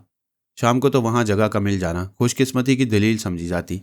इसलिए मुस्तकिल आने वाले लोगों ने अपनी मेज़ें रिजर्व करवा रखी थी ताकि वो तकलीफ से बचे रहें। कैप्टन शकील ने चॉकलेटी रंग का सूट पहन रखा था, आंखों पर सुनहरे रंग का चश्मा था और चेहरे पर फ्रेंच कट दाढ़ी। वह हल्के से मेकअप में आया था, वरना एक्स2 की तरफ से इस किस्म की कोई हदायत उसे नहीं मिली थी। इस मेकअप में उसकी शख्सियत कुछ और ज़्यादा निखर गई थी। फिर लिबास में बढ़ती हुई खुश ज़ौकी ने उसकी शख्सियत में 4 चांद लगा दिए। वह जैसे ही हॉल में दाखिल हुआ, हॉल में बैठे हुए तकरीबन तमाम अफराद की निगाहें उसकी तरफ उठ गईं, जिनमें बेशतर तादाद खवातीन की थी। खवातीन की नज़रों में तो सिर्फ पसंदीदगी के आसार थे, मगर चंद मर्दों की नज़रों में उसके मुतल्लिक रश्क व हसद के असरात भी नुमाया थे। मगर कैप्टन शकील इन सब बातों से बेनियाज कोने में पड़ी हुई एक खाली मेज़ की तरफ बढ़ गया। इस मेज़ पर रिजर्वेशन की तख्ती लगी हुई थी, लेकिन कैप्टन शकील ने इस पर ज़्यादा ध्यान नहीं दिया और कुर्सी खींच कर बैठ गया। उसकी मेज़ पर बैठते एक बावर्दी बहरा उसकी तरफ तेज़ी से बढ़ा। जनाब, ये मेज़ रिजर्व है। बहरे ने मुअद्दबाना तौर पर झुकते हुए कहा। कोई बात नहीं, जब वो साहब आएंगे तो मैं उठ जाऊंगा, कैप्टन शकील ने खुश इखलाकी से जवाब दिया। और बहरा उसके माकूल जवाब के अलावा इसकी वजाहत से मरूब होकर खामोश हो गया। चाय लाओ, कैप्टन शकील ने उसे ऑर्डर दिया और बहरा आदाब बजाकर चला गया। अब कैप्टन शकील ने इत्मीनान से हॉल में नजरें दौड़ानी शुरू कर दी। उसने हॉल में बैठे हुए तकरीबन हर शख्स को अच्छी तरह देखा, लेकिन जूलिया के बताए हुए हुलिया के मुताबिक वहां कोई गैर मुल्की नजर न आया। उसने सोचा शायद मतलूबा आदमी अभी तक ना आया हो। इतने में बहरे ने चाय के बर्तन उसके सामने मेज़ पर लाकर रख दिए। कैप्टन शकील ने चाय बनाई और आहिस्ता आहिस्ता पीनी शुरू कर दी। उसकी मेज़ हॉल में ऐसे रुख पर थी जहां से सारे हॉल के अलावा हॉल में दाखिले का गेट भी साफ नजर आ रहा था। वो इत्मीनान से बैठा चाय पी रहा था कि उसे गेट से सफदर अंदर दाखिल होता दिखाई दिया। सफदर बगैर मेकअप के था और ब्राउन रंग का सूट पहने हुए था। कैप्टन शकील उसे देखकर आहिस्ता से मुस्कुरा दिया। सफदर ने उस पर एक उचटती हुई नजर डाली और फिर काउंटर की तरफ मुड़ गया, क्योंकि कोई मेज खाली नजर नहीं आ रही थी। कैफे की इंतजामिया ने ग्राहकों की सहूलत के लिए काउंटर के पास 2-3 स्टूल रखे हुए थे, जहां बैठकर आराम से चाय पी जा सकती थी। सफदर भी एक स्टूल पर बैठ गया। कैप्टन शकील चाय पीते पीते अचानक चौंका, क्योंकि जूलिया के बतलाए हुए हुलिया के ऐन मुताबिक एक गैर मुल्की हॉल में दाखिल हो रहा था। कैप्टन शकील पहली नज़र में भांप गया कि वो गैर मुल्की प्लास्टिक मेकअप में था। उसने दिल में सोचा कि मामला कुछ ज्यादा ही बिगड़ा हुआ नजर आता है। फिर उसे मालूम था कि एक्स2 छोटे छोटे कामों में दखल अंदाजी नहीं किया करता। इसका मतलब है कि कोई लंबा चक्कर है। अचानक वो एक बार फिर चौंक पड़ा जब उसने गैर मुल्की को अपनी तरफ आते देखा, लेकिन वो इत्मीनान से बैठा चाय की चुस्कियां लेता रहा। वो गैर मुल्की उसकी मेज़ के करीब आकर खड़ा हो गया। उसने एक नज़र मेज़ पर पड़े हुए रिजर्व कार्ड पर डाली और फिर कैप्टन शकील को देखा। कैप्टन शकील समझ गया कि वो इत्तेफाक से इसी गैर मुल्की की रिजर्व करदा मेज़ पर आन बैठा है। माफ़ कीजिए, क्या ये आपके लिए रिजर्व है? कैप्टन शकील ने खड़े होकर पूछा। जी हाँ, आपको कोई एतराज़ है? गैर मुल्की ने चिड़चिड़े लहजे में जवाब दिया। कैप्टन शकील समझ गया कि यह गैर मुल्की कुछ चिड़चिड़े मजाज का मालिक है। सूरत से वो एक फ़िलासफ़र नजर आता था। उसके सर पर फैला हुआ गंज बताता था कि वो कुछ ज़्यादा ही गौर व फिक्र का आदी है। माफ़ कीजिए, चूंकि हॉल में कोई मेज़ खाली नहीं थी इसलिए मैं यहाँ बैठ गया। अगर आपको कोई एतराज़ है तो मैं उठ जाता हूँ, कैप्टन शकील ने इंतहाई खलीकाना लहजे में कहा। उस गैर मुल्की ने कैप्टन शकील को गौर से देखा, फिर बोला, खैर आप चाय पी रहे हैं इसलिए मेरी तरफ से इजाज़त है कि आप जब तक चाय ना पी लें यहाँ बैठ सकते हैं। तो फिर आप तशरीफ़ रखिए, कैप्टन शकील ने कुर्सी खींच कर देते हुए कहा और वो गैर मुल्की कुर्सी पर बैठ गया। मेरा नाम मसूद शाहिद है, कैप्टन शकील ने अपना तारुफ कराते हुए कहा। मुझे डॉक्टर एडगर कहते हैं, उस गैर मुल्की ने भी जवाबन अपना तारुफ कराया। कैप्टन शकील ने एक नज़र उस रिजर्वेशन कार्ड पर डाली तो उस पर भी डॉक्टर एडगर का नाम लिखा नजर आया। इतने में बैरी ने आकर रिजर्वेशन कार्ड में से उठाकर नीचे रख दिया। आपके लिए क्या मंगवाऊं? कैप्टन शकील ने खलाकन पूछा। आप अपनी चाय पीजिए और चलते फिरते नजर आइए, मुझसे ज़्यादा बेतकल्लुफ़ होने की कोशिश मत कीजिए, डॉक्टर एडगर ने रूखा सा जवाब दिया। और कैप्टन शकील की आंखों में नागवारी के तासुरात नजर आने लगे। वो खून के घूंट पीकर चुप हो रहा, लेकिन उसने चाय पीने की रफ्तार और भी कम कर दी। डॉक्टर एडगर ने बैरे को एक पैग विस्की लाने का ऑर्डर दिया और बैरा ऑर्डर की तामील करने के लिए वापस चला गया। डॉक्टर एडगर ने हॉल में चारों तरफ नजरें दौड़ानी शुरू कर दी। वो कुछ उकताया उकताया सा महसूस हो रहा था। कैप्टन शकील ने सोचा कि न जाने एक्स2 इनके मुतल्लिक कौन सी तफसीलात चाहता है। उससे कोई बईद नहीं था कि कैप्टन शकील को चाय पीने के बाद उठने पर मजबूर कर देता। इस तरह उसका काम बहुत मुश्किल हो जाता। हॉल में कोई और मेज़ खाली ना थी। उसके जहन में वहां बैठे रहने की एक तरकीब आ गई और उसने इस पर अमल करने का फैसला कर लिया। अब वो मुतमईन था कि वो गैर मुल्कियों से वहां से नहीं उठा सकता। चाय की प्याली तकरीबन ख़त्म होने वाली थी। इतने में बैरे ने डॉक्टर के सामने विस्की का पैग लाकर रख दिया। कैप्टन शकील ने उसे एक चाय और लाने के लिए कहा। उसने गुस्से से कैप्टन शकील की तरफ देखा और कहा, इसका क्या मतलब? किसका जनाब? कैप्टन शकील ने धीमे लहजे में पूछा। आप दूसरी चाय क्यों मंगवा रहे हैं? डॉक्टर की आवाज़ में गुस्सा नुमाया था। आपका कोई एतराज़ है? कैप्टन शकील ने कदरे मुस्कुराते हुए कहा। आप दूसरी चाय नहीं मंगवा सकते। अगर आपने पीनी है तो कहीं और जाकर पिएं। मोहतरम, आपने खुद मुझे उस वक्त तक बैठने की इजाज़त दी है जब तक मैं चाय पीता रहूं, और अब ये मेरी मर्जी है कि मैं एक चाय पीऊं या 10 चाय, कैप्टन शकील ने जवाब दिया। आप मेरी इजाज़त से नाजायज़ फ़ायदा उठा रहे हैं। आपको मेरी मेज़ खाली करना पड़ेगी, वरना मैं मैनेजर को बुलवाता हूँ। डॉक्टर अब पूरे गुस्से में था। जनाब, आप वादा कर चुके हैं इसलिए चुपके से बैठे रहे, वरना अगर मैं चाहूँ तो सारी उम्र यहाँ बैठ सकता हूँ। देखता हूँ मैनेजर मेरा क्या बिगाड़ लेगा। कैप्टन शकील को भी गुस्सा आ गया। इतने में बैरा चाय लेकर पहुँच गया। डॉक्टर कैप्टन शकील का जवाब सुनकर चिरागपा हो गया। उसने गुस्से से धारते हुए बैरे से मैनेजर को बुलाने के लिए कहा। कैप्टन शकील ने कोई नोटिस ना लिया और चुपके से चाय बनाने लग गया। बैरा एक लम्हे के लिए हैरत से खड़ा डॉक्टर को देखता रहा। जाओ, डॉक्टर धाड़ा और बैरा जल्दी से वापस चला गया। कैप्टन शकील चाय बनाकर इत्मीनान से पीने लगा। चंद मिनट बाद मैनेजर बैरे के साथ तेजी से उधर आता नजर आया। डॉक्टर के करीब पहुंचकर वो थोड़ा झुका और बोला, फरमाइए। इन साहब को मेरी मेज से उठवाइए, मैं इस मेज पर किसी और की मौजूदगी बर्दाश्त नहीं कर सकता, डॉक्टर ने जोरदार आवाज में चीख कर कहा। उसकी आवाज़ सुनकर इर्द गिर्द बैठने वाले अफराद भी इस बात में दिलचस्पी लेने लगे। मैनेजर ने बड़े मुअद्दबाना लहजे में कैप्टन शकील को मुखातिब किया। जनाब, ये मेज़ इन साहब के नाम रिजर्व है, इसलिए इन्हें हक है कि वो यहाँ किसी को बैठने दें या नहीं। कैप्टन शकील ने चाय की प्याली मेज़ पर रखते हुए रुमाल से मुंह पहुंचा और फिर मैनेजर से मुखातिब होकर कहने लगा, मैं तस्लीम करता हूँ मैनेजर साहब कि ये मेज़ डॉक्टर साहब के नाम रिजर्व है और इन्हें हक पहुँचता है कि वो इस मेज़ पर किसी को बैठने दें या ना दें। लेकिन यहाँ एक और मसला मौजूद है। इनके आने से पहले मैं इस मेज़ पर आ बैठा था क्योंकि हॉल में कोई और मेज़ खाली नहीं थी। बैरे ने मुझे रिजर्वेशन की इतला दी, लेकिन मैंने उससे कहा कि इन साहब के बाद मैं उठ जाऊंगा।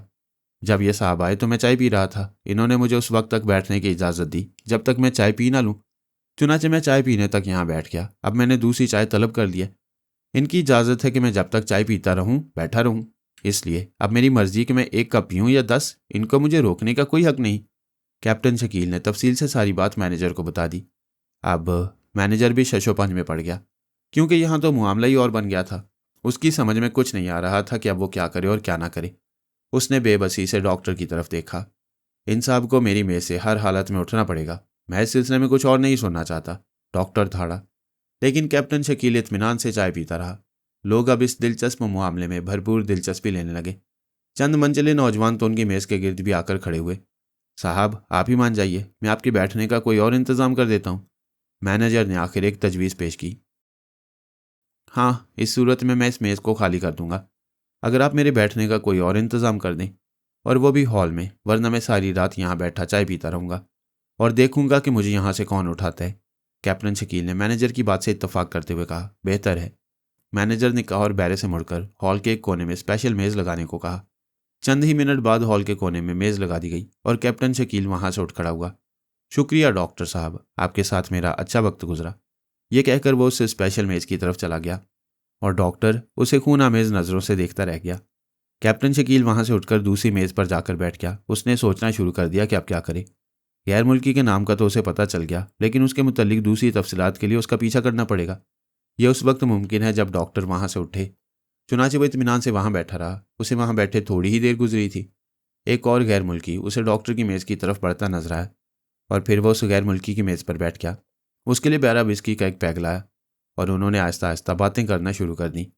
कैप्टन शकील चूंकि वहां से काफ़ी दूर बैठा था इसलिए उनकी बातें ना सुन सका, जिसका उसे बेहद अफसोस हुआ। इस मामले में वो बेबस था। अब उसकी समझ में डॉक्टर का रवैया आया कि डॉक्टर उसे मेज़ से उठवाने पर क्यों मुसर था। उसने सोचा कि किसी तरह उसकी बातें सुननी चाहिए। चुनाचे वो कुछ सोचकर उठ खड़ा हुआ और आहिस्ता आहिस्ता चलता हुआ डॉक्टर की मेज़ के करीब से गुजरा। मेज़ के नज़दीक से गुजरते हुए उसने अपने कान खड़े किए। उसके कान में सिर्फ एक लफ्ज़ पड़ा जो उसकी समझ में बिल्कुल ना आया। वो लफ्ज़ था साबुलेट। वो उनके पास से गुजरता चला गया और सीधा बाथरूम की तरफ बढ़ गया। डॉक्टर उसे मेज़ के करीब से गुजरता देखकर चुप हो गया। जब कैप्टन शकील बाथरूम्स की तरफ मुड़ गया तो उसने दोबारा कांधे झटक कर बातें शुरू कर दी। कैप्टन शकील चंद लम्हे बाद वापस आया, लेकिन उस वक्त दोनों चुप हो रहे, इसलिए वो मेज़ पर आकर बैठ गया। अब वो उस वक्त का इंतज़ार करने लगा जब वो उठकर जाए। रात के तकरीबन 12:30 बजे थे। सर्दी अपने पूरे जोरों पर थी। माहौल पर सुकून छाया हुआ था। वजारत खारजा की बुलंदोबाला और वसी इमारत खामोशी में डूबी खड़ी थी। कभी पहरेदारों के चलने की आवाज़ सुकूत में हल्का सा इरताज पैदा कर देती। वजारत खारजा की हिफाजत का इंतज़ाम मिलिट्री के सुपुर्द था, क्योंकि इस इमारत में मुल्क के कई अहम तरीन राज थे जिनका अफशा हो जाना मुल्क के लिए एक भयानक और ख़तरनाक सूरत हाल पैदा कर सकता था। मिलिट्री के सिपाही तमाम रात इमारत के चारों तरफ मशीन गनों से मुसल्ला होकर पहरा दे रहे थे। अफरादी हिफाजत के अलावा रिकॉर्ड रूम को जदीद तरीन साइंसी आलात से भी मुज़य्यन किया गया था। चुनाचे इन आलात और अफरादी हिफाजत की वजह से ये यकीन कर लिया गया था कि मुतल्लिका हुकाम की इजाज़त के बगैर रिकॉर्ड रूम में कोई चिड़िया तक नहीं घुस सकती। आज रात भी हस्बे मामूल मिलिट्री के सिपाही इमारत के अंदर और इर्द गिर्द पहरा दे रहे थे। इमारत से थोड़ी दूर एक चौराहा था। चौराहे के नज़दीक एक थोड़ी सी खाली जगह पड़ी थी जहां हुकूमत का कोई दफ्तर बनाने का इरादा था। ये जगह ऐसे रुख पर थी कि जहां पर अगर कोई कार वगैरह रोकी जाए तो वजारत खारजा की इमारत पर गश्त करते हुए सिपाहियों को नजर नहीं आ सकती थी। अचानक अंधेरे की दीवार को चीरती हुई 4 सब्ज रंग की कारें उस खाली जगह पर आकर रुक गईं। उसकी हेडलाइट्स बंद थीं और कार में यकीनन कोई आला और नफीस किस्म के साइलेंसर फिट थे, जिसकी वजह से उनके चलने से जरा बराबर भी आवाज़ नहीं पैदा हुई। चारों कारें जैसे ही वहां आकर रुकीं, हर कार में से 4-4 आदमी उतरने शुरू हो गए। उन सब ने स्याह रंग के लिबास पहने हुए थे, मुंह पर भी स्याह नकाब लगे हुए थे, जिनकी वजह से वह तारीकी का ही एक जुज मालूम हो रहे थे। उन्होंने हाथों में छोटी छोटी नालियों वाले बेढंगे से हथियार संभाले हुए थे। वो एक एक करके वजारत खारजा की इमारत की तरफ बढ़ने लगे। आगे जाने वाले सिर्फ 12 आदमी थे। 4 आदमी वहीं कारों के पास रुक गए। वजारत खारजा की इमारत से चंद गज दूर वो सारे रुक गए। फिर 4 आदमी इमारत के सामने की तरफ मुड़ गए और बाकी आदमी इमारत की पिछली जानिब चले गए। वो शायद पूरा इंतजाम और प्रोग्राम बनाकर आए थे। इमारत के सामने एक बड़ी बिल्डिंग के बरामदे में चले गए और यहाँ उन्होंने सतूनों की आड़ ले ली। वो हथियार हाथों में थामे खामोश खड़े थे। बाकी आदमी इमारत की पिछली तरफ पहुंच गए। उनमें से 4 आदमी इमारत से कुछ दूर एक दरख्त के पास जाकर रुक गए और बकिया 4 आदमी इमारत की दीवार के पास पहुंच गए। हर तरफ मुकम्मल खामोशी थी। इमारत की दीवार के पास खड़े हुए एक आदमी ने जेब से एक चपटा सा बॉक्स निकाला और उसमें से एक तार खींची और इस तार को कंक्रीट से बनी हुई मोटी दीवार के साथ लगा दिया। एक हल्का सा शोला लपका, दीवार में बिजली का करंट दौड़ रहा था। इस तार के लगने से उसका फ्यूज उड़ गया, क्योंकि दोबारा वो तार दीवार से लगाने से कुछ ना हुआ। अब इस शख्स ने बॉक्स से दूसरी तार निकाली और पहली तार के सिरे से दूसरी तार का सिरा जोड़ दिया और फिर उन्हें हाथ से पकड़कर दीवार के साथ लगा दिया। उसने बॉक्स के ऊपर लगे हुए एक छोटे से बटन को दबाया। बॉक्स से हल्की हल्की जूं जूं की आवाज़ आने लगी और कंक्रीट का दीवार का वो हिस्सा जहां वो तार लगी हुई थी मोम की तरह पिघलने लगा। ये उन ताकतवर एटमी शुआओं का नतीजा था जो इस बॉक्स से निकल रही थी। चंद ही मिनट में दीवार का काफ़ी बड़ा हिस्सा गायब हो गया। अब वहां एक खला था जिससे एक आदमी आसानी से अंदर घुस सकता था। उस शख्स ने बटन दबाया और तारों के सिरे अलहदा करके उन्हें दोबारा बॉक्स में धकेल दिया और फिर बॉक्स को जेब में डालकर वह सुराख से अंदर घुस गया। इसके बाद 2 आदमी और अंदर चले गए। एक आदमी सुराख के बाहर खड़ा रह गया। तीनों के अंदर जाने के बाद उसने स्याह रंग का बड़ा सा कपड़ा निकाला और सुराख पर डाल दिया। अब वो सुराख महसूस नहीं होता था। दीवार की दूसरी तरफ घास का एक छोटा सा प्लॉट था। वह तीनों घास में लेट गए। प्लॉट के सामने एक कॉरिडोर था। वो तीनों आहिस्तगी से रेंगते हुए कॉरिडोर की तरफ बढ़ने लगे। अचानक वो रुक गए क्योंकि गश्ती सिपाहियों के इधर आने की आवाज़ सुनाई दी। वो तीनों दम साधे घास में लेटे रहे। 2 सिपाही हाथों में मशीन गन्ने लिए आहिस्ता आहिस्ता चलते हुए कॉरिडोर के पास से गुजरे। वो आहिस्ता आहिस्ता आपस में बातें कर रहे थे। उन्होंने एक उचटती हुई सी नज़र इधर उधर डाली और फिर मुतमईन होकर आगे बढ़ गए। उनकी नज़रों से ओझल होने के बाद वो तीनों आहिस्ता से उठे और फिर बेआवाज़ कदमों से चलते हुए घास का प्लॉट अबूर कर गए। अब वो कॉरिडोर में थे। कॉरिडोर में 3 कमरों के दरवाजे नजर आ रहे थे। वो दरमियान वाले दरवाजे के पास जाकर रुक गई। उनमें से एक ने, जो उनका इंचार्ज मालूम होता था, जेब से वही बॉक्स निकाला और एक तार खींचकर दरवाजे के ऑटोमेटिक लॉक से लगा दी। यहाँ भी एक शोला सा लपका। दूसरी बार कुछ ना हुआ। उसने पहले वाला अमल यहाँ भी दोहराया और ऑटोमेटिक लॉक मोम की तरह पिघल गया। उसने हल्के से दबाव से दरवाज़ा खोल दिया। दरवाजे के अंदर पर्दे लटके हुए थे। दरवाजे और पर्दों के दरमियान एक पायदान पड़ा हुआ था। उसने जेब से एक माचिस निकाली और उससे एक तीली निकालकर पायदान पर उछाल दी। एक नीले रंग का शोला उठा और तीली भग से उड़ गई। जाहिर था कि अगर उनमें से किसी का पैर पायदान पर पड़ जाता तो उसका भी वही असर होता जो इस तीली का हुआ था। उसने एक लम्हे के लिए सोचा और फिर जेब से एक पेंसिल टॉर्च निकाल ली और फिर रोशनी का एक बारीक सा नुक्ता पायदान के इर्द गिर्द पड़ने लगा। चंद ही सेकंड में पायदान से निकली हुई तारें उसे दिखाई दी। उसने इत्मीनान का एक लंबा सांस लिया। ये दरअसल बिजली नहीं बल्कि हाल ही में दरियाफ्त शुदा सॉडिक रेस थी। उसने एक और तीली पायदान पर उछाली लेकिन कुछ ना हुआ और तीली सही और सालम वहां पड़ी रही। उसने पायदान पर कदम रख दिया और फिर पर्दे उठाकर अंदर घुस गया। बाकी 2 आदमी भी अंदर घुस गए। दरवाज़ा दोबारा बंद कर दिया गया। यह दरअसल कमरा नहीं बल्कि एक और कॉरिडोर था जिसमें मुख्तलिफ ऑफिसर्स के दफ्तरों के दरवाजे थे। हर दरवाजे पर लकड़ी की तख्तियों पर उन ऑफिसर्स के नाम और ओहदे दर्ज थे। वो आहिस्ता आहिस्ता चलते हुए कॉरिडोर से गुजरने लगे। आखिरी कोने में एक बड़ा सा दरवाज़ा था जो कि तमाम का तमाम लोहे का बना हुआ था। ये रिकॉर्ड रूम था। उस शख्स ने जेब से एक चपटा सा पिस्तौल निकाला और इसका रुख दरवाजे की तरफ करके ट्रैकर दबाया। पिस्तौल की नाली से एक बारीक सी सुर्ख रंग की शुआ निकली और जैसे ही वह दरवाजे पर पड़ी कॉक की आवाज़ आई और दरवाजे पर लगा हुआ खुफिया मैकेनिज्म का निज़ाम टूट गया। ये वजारत खारजा वालों का बेहतरीन निज़ाम था। ये दरअसल सुपर आबो रेस का निज़ाम था। ये नज़र न आने वाली शुआएं दरवाजे पर मुसलसल पड़ती रहती थीं और जैसे ही कोई आदमी इस निज़ाम को बंद किए बगैर इस दरवाजे को हाथ लगाता तमाम इमारत में घंटियां बजने लगतीं और हर शख्स चौकन्ना हो जाता। इन छुआओं का सिवाय वाई रेज के और कोई तोड़ नहीं था। वाई रेज ही ऐसी रेज थी जो इन छुआओं का निज़ाम तोड़ सकती थी, और ये वाई रेज भी अभी हाल ही में ईजाद हुई थी। इसलिए सुपर आबू छुआओं का निज़ाम हिफाजत का जदीद तरीन और नाकाबिल तस्खीर निज़ाम समझा जाता था। लेकिन मुलजिम पूरी तैयारी से आए थे। उन्हें यहाँ के हर निज़ाम के मुतल्लिक इल्म था और हर निज़ाम का तोड़ उनके पास था। चुनाचे उन्होंने वायरस के इस्तेमाल से इस जदीद तरीन हिफाजती निज़ाम को ख़त्म कर दिया। उस शख्स ने जेब से वही बॉक्स निकाला और इसकी तार से उस दरवाजे का लॉक भी टूट गया। उन्होंने झटके से दरवाज़ा खोल दिया। अंदर एक और दरवाज़ा था। उसी वायरस से उस दरवाजे का निज़ाम भी ख़त्म किया गया। अब वो मुतमईन थे। चंद ही लम्हों बाद वो रिकॉर्ड रूम के अंदर थे। चारों तरफ लोहे की मजबूत अलमारियां थीं जिनमें ऑटोमेटिक लॉक लगे हुए थे। सब अलमारियों के ऊपर नंबर लगे हुए थे। उस शख्स ने पेंसिल टॉर्च की मदद से हर अलमारी के नंबर चेक किए, लेकिन शायद उसका मतलूबा नंबर उसे नजर न आया। रोशनी का छोटा सा दायरा चारों तरफ घूम रहा था। अचानक रोशनी का दायरा दीवार में लगे हुए एक स्विच बोर्ड पर रुक गया, जिस पर रोशनी और पंखे के बटन फिट थे। वो तेजी से चलता हुआ इस स्विच बोर्ड के पास पहुंचा। वो एक एक बटन को गौर से देखता रहा। अचानक उसकी नजरें बोर्ड पर पड़े हुए सुरख बटन पर पड़ी। उसने आहिस्ता से इस बटन को दबाया। बटन के दबते ही बोर्ड के नीचे की दीवार अपनी जगह से खिसक गई। इसके अंदर एक अलमारी बनी हुई थी जिस पर सुरख रंग का क्रॉस बना हुआ था। सुरख रंग का क्रॉस देखते ही उसकी आंखें अंधेरे में चमकने लगीं।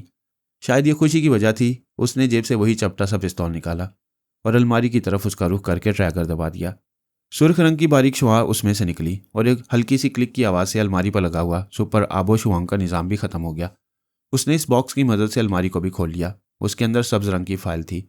उसने लपक कर वो फाइल उठा ली, लेकिन हर मुमकिन एहतियात के बावजूद यहाँ वो मार खा गया, क्योंकि इस फाइल पर भी सुपर आबो निज़ाम फिट किया गया था। शायद ये फाइल बहुत ही ज़्यादा अहम थी। उस शख्स को शायद फाइल देखकर ही इतनी खुशी हुई थी कि उसने एहतियात का दामन हाथ से छोड़ दिया। चुनाचे जैसे उसने हाथ बढ़ाकर फाइल उठाई, पूरी इमारत घंटियों की आवाज़ से गूंजने लगी। वो तीनों बुरी तरह चौंक पड़े। उन्होंने फाइल ली और भागकर रिकॉर्ड रूम के दरवाजे से बाहर आ गए। अब पूरी इमारत में भगदड़ मची हुई थी। सीटियों पर सीटियां बजने लगी और फिर अचानक पूरी इमारत बरकी रोशनी से जगमगाने लगी। ये उनके लिए और भी खतरनाक बात थी। वो कॉरिडोर में भागने लगे। उन्होंने हाथ में पकड़े हुए हथियारों का रुख आगे की तरफ कर दिया। अचानक कॉरिडोर के सामने वाला दरवाज़ा जोर से खुला और इससे पहले कि उन पर गोलियों की बौछार होती, उन्होंने फुर्ती से अपने हथियारों के ट्रैगर दबा दिए। उनके हथियारों की नालियों से बौछार की तरह छोटे छोटे रॉकेट दरवाजे पर गिरने लगे। फिर लगातार धमाके हुए, कई चीखें बुलंद हुई और वो दरवाज़ा भग से उड़ गया। उन्होंने एक बौछार कॉरिडोर में लगे हुए बल्बों पर की और वहां तारीकी छा गई। वो तीनों भागकर दरवाजे से बाहर निकले। जैसे ही वो बाहर निकले, उन पर गोलियों की बौछार होने लगी। उनमें से एक की कराह बुलंद हुई और नीचे गिर पड़ा। बाकी दो भागकर सतूनों की आड़ में हो गए। अब इमारत के चारों तरफ गोलियां चलने की आवाज़ें आने लगीं। मुजरिमों के साथियों ने भी सूरत हाल देखकर हमले शुरू कर दिए। वो दोनों इमारत के सतूनों की आड़ लेते हुए घास के प्लाट तक पहुंच गए और फिर वो दोनों जमीन पर गिर पड़े और रेंगते हुए दीवार में से होते हुए सुराख की तरफ तेजी से जाने लगे। सिपाहियों की नजरें अभी तक उन दोनों पर नहीं पड़ी थीं। वो रेंगते हुए दीवार के करीब पहुंच गए। अचानक इमारत पर लगी हुई बड़ी सर्च लाइट रोशन हो गई। अब वो प्लॉट भर की रोशनी से जगमगा रहा था। बाहर खड़े हुए मुलजिम ने सुराख से कपड़ा हटा लिया था। वो दोनों भागकर सुराख से बाहर निकल जाने में कामयाब हो गए, मगर दूसरे को किसी सिपाही की चलाई हुई गोली चाट गई और वहन सुराख के दरमियान गिर पड़ा। दीवार की दूसरी तरफ अभी खामोशी छाई हुई थी। फाइल वाला मुलजिम सुराख से निकलकर सड़क के दूसरे किनारे की तरफ भागने लगा। इमारत के अंदर अब भी गोलियां चल रही थीं। बाहर खड़े हुए मुलजिम भी अपनी कारों की तरफ भागने लगे। अचानक उन पर गोलियों की बौछार हुई। अब सिपाही उस सुराख से निकलकर उन पर गोलियां बरसा रहे थे। उन्होंने भी पलटकर उन पर गोलियों की बौछार कर डाली। उनमें से 3 सिपाहियों की चीखें फिजा में गूंजी और उधर उनके 2 आदमी भी जमीन पर गिर पड़े। बाकी भागते हुए एक गली में घुस गए। अब इमारत के चारों तरफ वाकई इमारतों की बत्तियां जलने लग गईं। शायद गोलियों की आवाज़ से सब लोग जाग पड़े थे। सब मुलजिम मुख्तलिफ गलियों में से होते हुए अपनी कारों तक पहुंच गए। उनमें से भी 2 कम हो चुके थे। शायद उन्हें गोलियां लग गई थीं। 3 कारें भी स्टार्ट होकर चल पड़ी।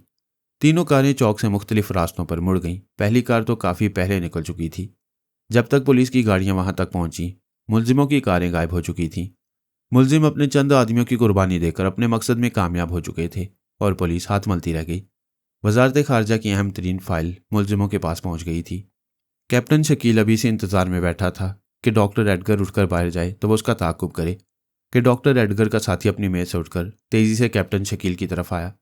कैप्टन शकील ने उसे अपनी तरफ आते देखा। उसके चेहरे पर उभरने वाले आसार कुछ अच्छे दिखाई नहीं दे रहे थे, लेकिन कैप्टन शकील इत्मीनान से बैठा रहा।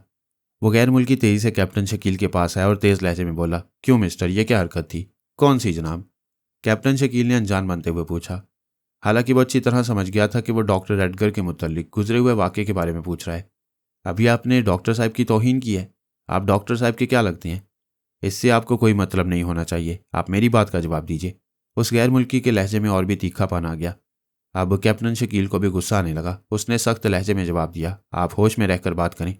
लेकिन कैप्टन शकील का फिक्रा खत्म होने से पहले उस गैर मुल्की का हाथ घूम गया। कैप्टन शकील उछल कर खड़ा हो गया। उसने गैर मुल्की का मुक्का अपने हाथ पर रोका। उससे गैर मुल्की की सरकत से उसकी आंखों में खून उतर आया। उसने हल्का सा हाथ उस गैर मुल्की के रसीद कर दिया। लेकिन इस हल्के से हाथ का रद्दअमल इंतहाई शदीद हुआ। ना जाने इस हल्के से हाथ में कितनी कुव्वत पोशीदा थी कि गैर मुल्की उछलकर दूर फर्श पर जा गिरा। उसने उठने की कोशिश की, लेकिन उसके मुंह से खून की हल्की सी लकीर बह निकली और वह वहीं फर्श पर हाथ पांव मारने लगा। शायद कैप्टन शकील के मुक्के से उसके दिमाग की कोई रग फट गई थी। चंद लम्हे तड़पने के बाद उसने हाथ पैर ढीले छोड़ दिए। लोग इस वाक़े से घबरा गए। तकरीबन तमाम लोग अपनी अपनी मेज़ों से उठ खड़े हुए। डॉक्टर एडगर भी अपनी मेज़ से उठकर तीर की तरह कैप्टन शकील की तरफ आया, जिसके चेहरे पर वही स्पार्टपन था जो अपने मुकाबिल के लिए चैलेंज बन जाया करता था। अचानक कैप्टन शकील को अपने बाजू में कोई गर्म चीज़ उतरती महसूस हुई। वह समझ गया हॉल में किसी शख्स ने उस पर फायर किया था। बस फिर क्या था? उसके गुस्से का पारा आसमान से बातें कर रहा था। उसने लपक कर पास पहुंचे हुए डॉक्टर को पकड़ा और फिर डॉक्टर उसके सर से बुलंद होता गया। डॉक्टर उसके हाथों में खिलौने की मानंद मालूम हो रहा था। उसने डॉक्टर को घुमाकर जोर से एक मेज़ पर पटक दिया। डॉक्टर को उठाने और गिराने के वक्फे में उसने चेक कर लिया था कि हॉल में 2 शख्स ऐसे थे जिन्होंने रिवॉल्वर निकाल रखे थे। वो यकीनन डॉक्टर के साथी होंगे। कैप्टन शकील ने झपट कर मेज़ उलट दी और उसकी आड़ में हो गया। 2 गोलियां यके बाद दीगरे मेज़ की सतह से टकराईं, लेकिन कैप्टन शकील को कोई नुकसान न पहुंचा। पूरे हॉल में भगदड़ मच गई। हर तरफ चीखों पुकार की आवाज़ें आने लगीं। पूरा हॉल मछली बाजार बना हुआ था। कैप्टन शकील ने जेब से रिवॉल्वर निकालकर एक फायर किया और एक दीवार के सहारे मौका पाकर लेट गया। गोली शायद उसके पेट में लगी थी। उधर सफदर ने सूरत हाल बिगड़ते देखी तो उसने रिवॉल्वर निकाल लिया और फिर दूसरे शख्स का रिवॉल्वर उसके हाथ से निकल गया। यह सफदर का कमाल था। कैप्टन शकील ये देखकर फुर्ती से उठा। उसने लपक कर डॉक्टर को उठाया जो अभी तक मेज़ पर बेहोश पड़ा था और तीर की तरह मेन गेट की तरफ भागा। चंद आदमियों ने उसे रोकने की कोशिश की, लेकिन सफदर ने हवाई फायर कर दिया। लोग रुक गए और कैप्टन शकील बिजली की सी तेजी के साथ मेन गेट पार कर गया। सफदर ने अकबी दरवाजे का रुख किया। कैप्टन शकील ने फुर्ती से डॉक्टर को अपनी कार में डाला और फिर उसकी कार तेजी से होटल के कंपाउंड को पार कर गई। उसकी रफ्तार इंतहाई तेज थी, लेकिन अचानक एक मोड़ मुड़ते हुए उसकी नज़र अपने पीछे आती हुई कार पर पड़ी। वह समझ गया कि ताक़ुब हो रहा है। यकीनन डॉक्टर के साथी पार्किंग शेड में भी होंगे। पहले उसका इरादा डॉक्टर को लेकर दानिश मंजिल की तरफ जाने का था, लेकिन अब उसने इरादा बदल लिया और पहले ताक़ुब करने वालों से 2-2 हाथ करने का फैसला कर लिया। उसने अपनी कार का रुख साहिल समुंदर की तरफ मोड़ दिया ताकि वीरान जगह में आराम से उनसे निपट ले। पिछली कार उसकी कार से ज़्यादा तेज़ रफ्तार मालूम होती थी क्योंकि उनका दरमियानी फासला तेज़ी से कम होता जा रहा था। कैप्टन ने एक्सेलरेटर पर पाँव का पूरा दबाव डाला और कार अपनी पूरी स्पीड पर भागने लगी। इसके बावजूद फासला कम होता जा रहा था। आखिर एक सुनसान सड़क पर पहुंचकर कैप्टन ने कार की रफ्तार कम कर दी। अभी पिछली कार काफ़ी दूर थी कि पिस्तौल की गोली उस तक नहीं पहुंच सकती थी। उसने फुर्ती से कार रोकी और नीचे सड़क के किनारे कूद गया। वहां लंबी लंबी घास थी। वो तेजी से भाग रहे थे ताकि कोई जाए पनाह ढूंढ ले और फिर इत्मीनान से मुकाबला करे। लेकिन अभी वो चंद ही गज दूर गया था कि उसके इर्द गिर्द मशीन गन की गोलियां बरसने लगीं। मुजरिमों की कार भी उसकी कार के पास आकर रुक गई, लेकिन उसमें से अभी तक कोई आदमी बाहर नहीं आया था। वो कार की खिड़की से ही गोलियां बरसा रहे थे।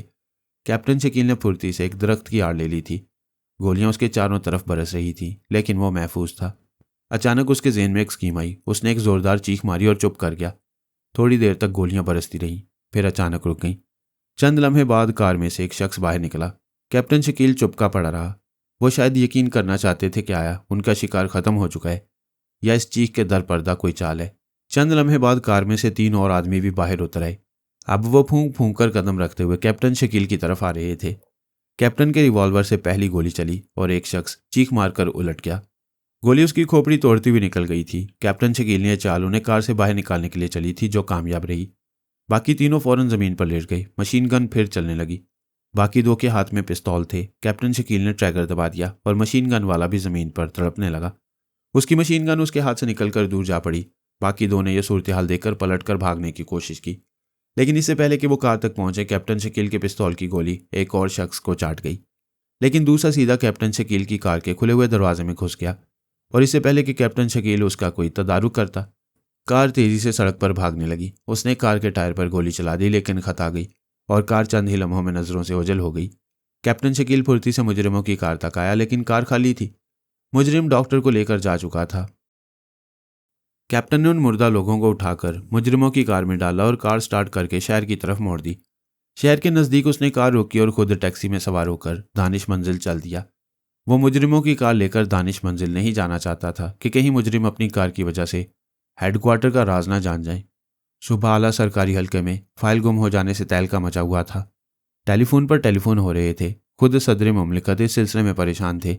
ज़्यादा दबाव वजारत खारजा की चौकीदारी पर मुकर्रर मिलिट्री पुलिस पर आ रहा था, लेकिन वो भी मजबूर थे क्योंकि मुजरिमों ने उनके सारे साइंसी हरबे नाकाम कर दिए थे। सदर मुमलिकत ने फ़ौरन एक हंगामी इजलास तलब किया ताकि फ़ाइल के गुम हो जाने से जो सूरत हाल पैदा हो गई थी उसके मुतल्लिक को गौर किया जा सके। तकरीबन 1 घंटे के बाद प्रेसिडेंट हाउस में मीटिंग हो रही थी, जिसमें मुल्क के बड़े बड़े हुक्काम मौजूद थे। सदर मुमलिकत मीटिंग की सदारत कर रहे थे। इमरान भी बतौर X2 वहाँ मौजूद था। वह उस पे मामूल स्याह सूट पर नकाब लगाए हुए था। मीटिंग में सर सुल्तान सरहमान, वजीर खारजा, वजीर दाखिला, इंस्पेक्टर जनरल पुलिस और मिलिट्री के आला ऑफिसर भी मौजूद थे। फाइल की गुमशुदगी पर तबसरे हो रहे थे। मीटिंग में मौजूद शायद चंद आदमियों के सिवा और किसी को मालूम नहीं था कि उस फाइल की क्या अहमियत थी। इमरान को सर सुल्तान ने फाइल के बारे में सब कुछ पहले बता दिया था। मीटिंग की कार्रवाई शुरू हुई। सबसे पहले सर सुल्तान ने खड़े होकर फाइल की गुमशुदगी पर तफसील से रोशनी डाली और फिर यह कहकर बैठ गए कि आप में से किसी शख्स के ज़हन में उस फाइल की वापसी के मुतल्लिक कोई तजवीज़ हो तो बराह करम मीटिंग में पेश करें ताकि कोई मुनासिब तजवीज़ सोचकर उस पर अमल किया जाए। सब लोग चंद मिनट तक सोचते रहे, फिर इंस्पेक्टर जनरल की तरफ मुतवज्जा हो गए। हजरात, मेरे ज़हन में एक तजवीज़ है। वो ये कि फ़ौरन मुल्क के तमाम हवाई अड्डों पर निगरानी सख्त कर दी जाए ताकि मुजरिम इस फाइल को लेकर मुल्क से फरार न हो सके। लेकिन मिलिट्री के एक ऑफिसर ने एतराज़ किया कि इसका क्या सबूत है कि मुजरिम फाइल मुल्क से फ़ौरन बाहर ले जाने की कोशिश करेंगे। हो सकता है वो चंद महीने या चंद साल खामोशी से गुजार दें और फिर जब मामला ठंडा हो जाए तो वो किसी तरीके से फ़ाइल बाहर ले जाएं। ये बात भी काबिल गौर थी, इसलिए हॉल में एक दफ़ा फिर खामोशी छा गई। किसी की समझ में नहीं आ रहा था कि क्या हल सोचा जाए। सदर मुमलिकत बारी बारी हर एक का चेहरा देख रहे थे। आखिरकार उसकी नज़रें X2 पर आकर रुक गईं। मिस्टर X2, सदर मुमलिकत ने X2 को मुखातिब करते हुए कहा और सब लोगों की तवज्जो X2 की तरफ हो गई। मिस्टर X2, आप ही कोई तजवीज़ बताइए। ये फ़ाइल मुल्क के लिए बहुत ही ज़्यादा अहम है। इसका किसी गैर मुल्क के हाथ लग जाना हमारे मुल्क की मुकम्मल तबाही का बायस बन सकता है। X2 ने एक लम्हे के लिए हॉल में नज़रें दौड़ाईं और फिर कहा, मोहतरम सदर मुमलिकत, मुझे एहसास है कि यह फ़ाइल मुल्क के लिए कितनी अहम है और इसकी गुमशुदगी से मुल्क कितने बड़े ख़तरे से दो चार है। इस सिलसिले में मेरे जहन में एक तजवीज़ है और मुझे उम्मीद है कि इस तजवीज़ को अमल में लाकर हमें जल्द अज जल्द फ़ाइल वापस मिल सकती है। ये कहकर X2 चुप हो गया। सदर मुमलिकत ने फ़ौरन कहा, मिस्टर X2, खुदा के लिए जल्दी से वो तजवीज़ बताइए। आप खामोश क्यों हो गए? तजवीज़ बताने में मुझे कोई एतराज़ नहीं, लेकिन मैं पहले इस बात का यकीन कर लेना चाहता हूँ कि इस बात की क्या गारंटी है कि इस मीटिंग की कार्रवाई मुजरिमों तक पहुँच जाएगी। X2 ने धीमे लहजे में कहा। सदर मुमलिकत के साथ मीटिंग में मौजूद तमाम लोग बुरी तरह चौंक पड़े। मिस्टर X2, क्या आपको किसी पर शक है? इंस्पेक्टर जनरल पुलिस ने खुद खड़े होकर पूछा। जी हाँ, मैं समझता हूँ कि ये मीटिंग मुजरिमों के लिए खुफिया नहीं, इसमें दोहराया हुआ एक एक लफ्ज़ उन तक पहुँच जाएगा और फिर हमारी तजवीज़ धरी की धरी रह जाएगी। X2 ने उसी लहजे में कहा। मिस्टर X2, आपको किसी पर शक है और इसका क्या सबूत है कि वो गलत आदमी है? सदर मुमलिकत ने बेचैनी से कहा। सर सुल्तान भी अजीब नज़रों से X2 को देख रहे थे। इंस्पेक्टर जनरल पुलिस अभी तक खड़े थे। वो बैठने लगे तो अचानक X2 ने जेब से रिवॉल्वर निकालकर इंस्पेक्टर जनरल पुलिस को कवर कर लिया। आप हाथ उठा दीजिए। X2 ने ठहरे हुए लहजे में इंस्पेक्टर जनरल पुलिस से मुखातिब होकर कहा। क्या मतलब? इंस्पेक्टर जनरल पुलिस की पेशानी से पसीना फूट पड़ा। सब लोग आंखें फाड़ फाड़ कर इंस्पेक्टर को देख रहे थे। किसी को भी यकीन नहीं आ रहा था कि इंस्पेक्टर जनरल पुलिस भी मुजरिमों का साथी हो सकता है। अचानक एक फायर हुआ और X2 के हाथ में पकड़ा हुआ रिवॉल्वर हवा में उड़ गया। जैसे ही X2 के हाथ से रिवॉल्वर निकला, वो तकरीबन उड़ता हुआ इंस्पेक्टर जनरल पुलिस पर जा पड़ा। गोली इंस्पेक्टर जनरल पुलिस की जेब से चली थी। उसका निशाना इंतहाई सही था, लेकिन X2 ने उसे दूसरी गोली चलाने या रिवॉल्वर बाहर निकालने की मोहलत ना दी और उसने इंस्पेक्टर को छाप लिया। उससे लिपट गया। उन दोनों में ज़ोरदार जंग शुरू हो गई। बाकी सब ऑफिसर हैरत के आलम में खड़े थे। X2 का एक ज़ोरदार मुक्का इंस्पेक्टर के मुंह पर पड़ा और वो फर्श पर उलट गया। एक ऑफिसर आगे बढ़ने लगा, लेकिन X2 ने उसे हाथ के इशारे से रोक दिया। इंस्पेक्टर जनरल पुलिस भी गजब का फुर्तेला मालूम होता था। वो फुर्ती से उठा और X2 से लिपट गया। उसकी कोशिश थी कि वह एक्सटू के मुंह पर पड़ा हुआ नकाब उल्टा दे, लेकिन उसकी पसलियों में एक्सटू ने एक जोरदार घुटना मारा और वह कराह कर पीछे हट गया और फिर दूसरा मुक्का उसकी गर्दन पर इस जोर से पड़ा कि वो लड़खड़ाकर जमीन पर गिर पड़ा। इतने में मुतअद्दिद ऑफिसर्स ने पिस्तौल निकालकर उसे कवर कर लिया। एक्सटू पीछे हट गया। सदर मुमलिकत ने मेज पर लगा हुआ एक बटन दबाया और वह दरवाज़ा खोलकर चंद मिलिट्री ऑफिसर्स जो मीटिंग हॉल के बाहर पहरा पर थे और जिनको हदायत यह कर दी गई थी कि जब तक उन्हें बुलाया ना जाए वो हरगिज़ मीटिंग हॉल में दाखिल न हो, अंदर आ गए। उन्होंने सदर मुमलिकत के इशारे से इंस्पेक्टर जनरल पुलिस को रिवॉल्वर से कवर कर लिया। एक ऑफिसर ने उसके कोट की जेब से पिस्तौल निकाल लिया। एक्सटू ने बढ़कर अपना रिवॉल्वर उठा लिया और जेब में रखकर अपनी सीट पर बैठ गया। बाकी सब लोग भी अपनी अपनी सीटों पर बैठ गए। अचानक इंस्पेक्टर जनरल पुलिस ने कहका मारा और अब उसकी नज़रों में इत्मीनान झलकने लगा। एक्सटू फौरन आगे बढ़ा, लेकिन इससे पहले कि वो उस तक पहुंचता उसका सर ढलक चुका था। उसने शायद कोई इंतहाई जहरीला कैप्सूल अपने मुंह में छुपाया हुआ था, जिसके निकलने पर वो खत्म हो गया। एक्सटू के इशारे से मिलिट्री ऑफिसर उसकी लाश उठाकर बाहर ले गए। इस वाक़े का रद्द-ए-अमल मीटिंग में बैठे हुए तमाम ऑफिसर्स पर बुरा पड़ा। हर शख्स अपनी अपनी जगह मुतफिक्र था। अचानक एक्सटू की आवाज़ सुनाई दी और सब लोग चौंक पड़े। हजरात, आपने देखा कि मुजरिमों का निज़ाम कितना ऊंचा है। जब हमारे मुल्क का इंस्पेक्टर जनरल पुलिस उनका अलहकार हो और अपनी तंजीम के लिए जान की कुर्बानी दे सकता है, तो इससे आप समझ सकती हैं कि ये तंजीम कितनी बड़ी और कितनी गहरी है। आप हजरात हैरान होंगे कि मुझे इंस्पेक्टर जनरल पुलिस पर कैसे शक गुजरा। तो बात यूं है कि जब मैंने तमाम लोगों का जायज़ा लिया तो मुझे इंस्पेक्टर जनरल पुलिस की हरकत व सकनात कुछ अजीब नजर आईं। मसलन वो अपनी कुर्सी पर बार बार पहलू बदल रहे थे। उनका एक हाथ बार बार उनकी जेब की तरफ जा रहा था, जिसका उभार बता रहा था कि उसमें रिवॉल्वर मौजूद है। मुझे जब शक पड़ा तो मैंने तस्दीक के लिए मीटिंग में मौजूद लोगों पर शक का इजहार किया। इसका रद्द-ए-अमल सबसे ज़्यादा इंस्पेक्टर जनरल पुलिस पर हुआ। वो फ़ौरन घबरा गए, जैसे मैंने उन्हीं का नाम ले दिया। और अभी शायद मैं उन पर मुकम्मल यकीन ना करता, लेकिन उन्होंने मेरे पिस्तौल निकालने पर फ़ौरन फायर कर दिया और नतीजा आपके सामने है। हॉल में आप लोगों को वो तजवीज़ बताता हूँ जो मैं बताना चाहता हूँ। मेरे मातहत मुजरिमों के पीछे लगे हुए हैं। मुझे उनकी सरगर्मियों का 1-2 रोज़ पहले इल्म हो गया था, लेकिन उनके फाइल उड़ाने के प्रोग्राम से मैं बेखबर था। बहरहाल आप फिक्र न करें, मुझ पर एतमाद करें। मैं मुजरिमों को फाइल समेत गिरफ्तार कर लूँगा। ये कहकर एक्सटू अपनी सीट पर बैठ गया।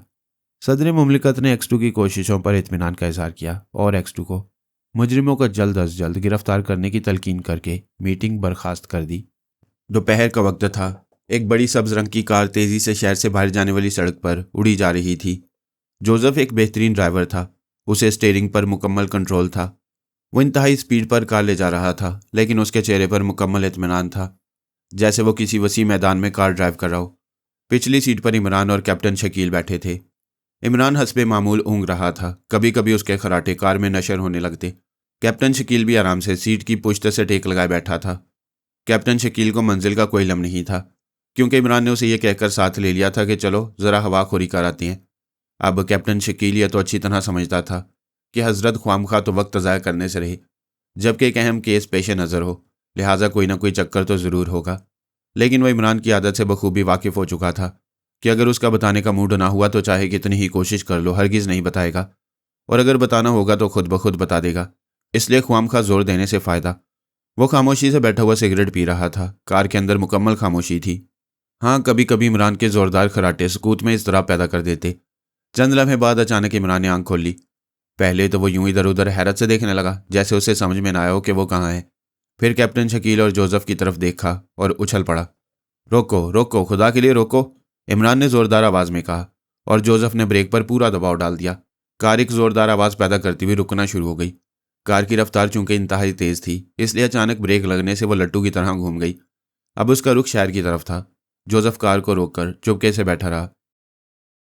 कैप्टन शकील भी समझ गया कि इमरान पर अदाकारी का बुखार चढ़ा हुआ है, इसलिए उसने भी दखल अंदाजी ज़रूरी ना समझी और इत्मीनान से बैठा सिगरेट पीता रहा। जब कार रुक गई तो इमरान कार का दरवाज़ा खोलकर बाहर यूं कूदा जैसे पीछे से उस पर गोलियां चलाई जा रही हों। कार से निकलने के बाद वो चंद कदम तो यूं ही भागता गया, फिर उसके चेहरे पर इत्मीनान की लहरें दौड़ने लगीं। वह हल्के हल्के कदम उठाता हुआ वापस कार की तरफ आया। उसके चेहरे पर खिफ़त झलकती नजर आ रही थी। उसने कार का दरवाज़ा खोला और अंदर बैठ गया। माफ़ करना यार, मैंने कुछ और समझा था, इमरान ने कैप्टन शकील को मुखातिब होकर कहा। बात दरअसल ये है, मैं सो गया था। आंख खुली तो मैंने समझा कि शायद मुजरिम मुझे अगवा करके ले जा रहे हैं। कैप्टन शकील हल्के से मुस्कुरा दिया। वैसे वो दिल ही दिल में इमरान की अदाकारी का लोहा मान चुका था। उसे पता था कि हमाकतें इमरान की फितरत का जुज़्व बन चुकी हैं। और कभी कभी बगैर किसी वजह के भी अदाकारी करता रहता है।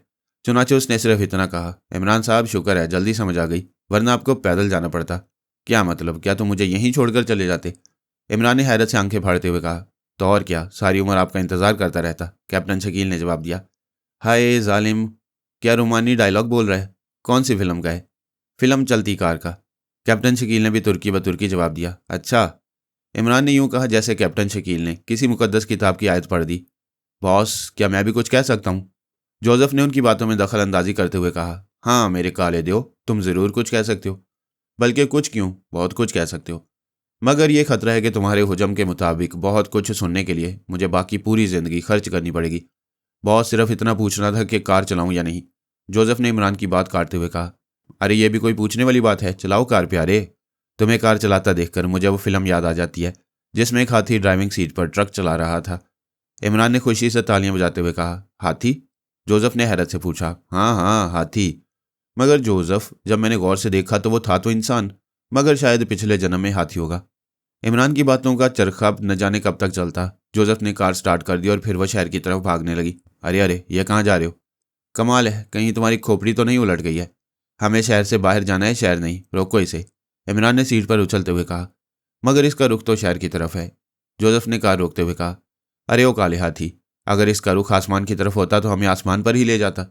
तो बॉस मोड़ू इसे, जोसेफ ने पूछा।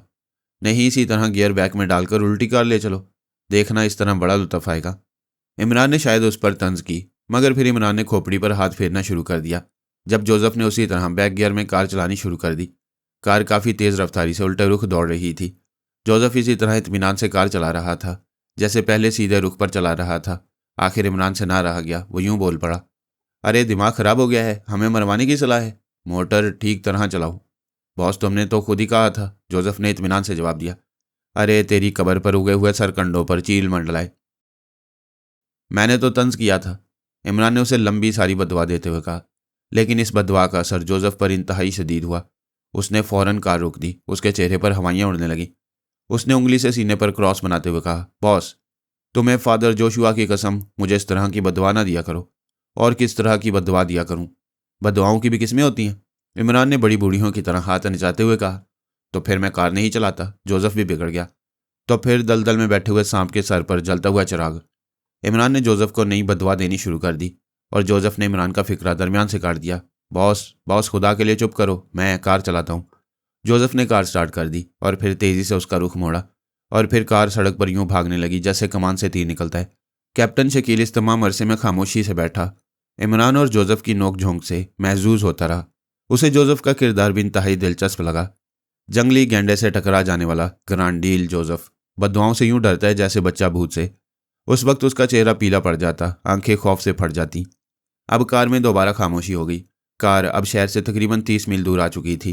इसका रुख दारुल हुकूमत से तकरीबन 50 मील दूर एक और बड़े शहर की तरफ था, जो एक बहुत बड़ी तजारती मंडी की वजह से बहुत मशहूर था।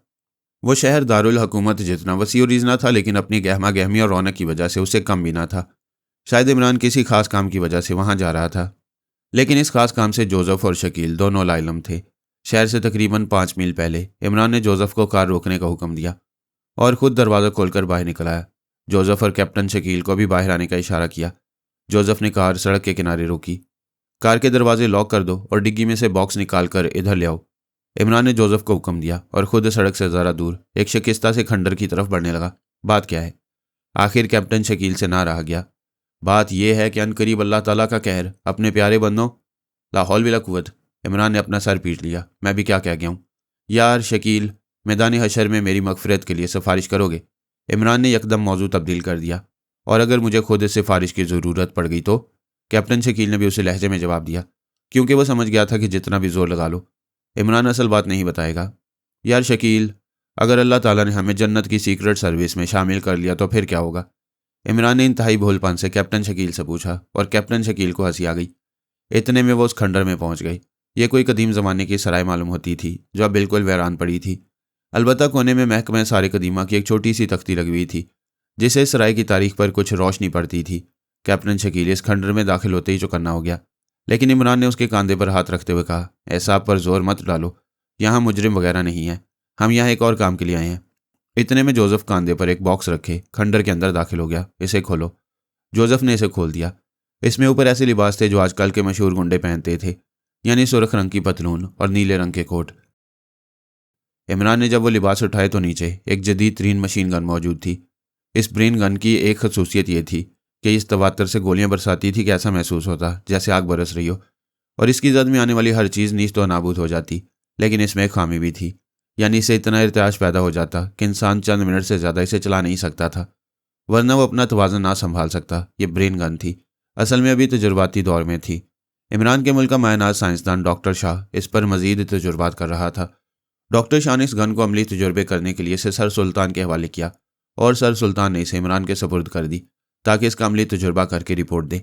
इमरान ने दानिश मंजिल की लेबॉर्ट्री में इसके तजुर्बे किए, और फिर जल्दी उसकी रेडीमेड खोपड़ी ने इस गन की खामी का फौरी हल निकाल लिया।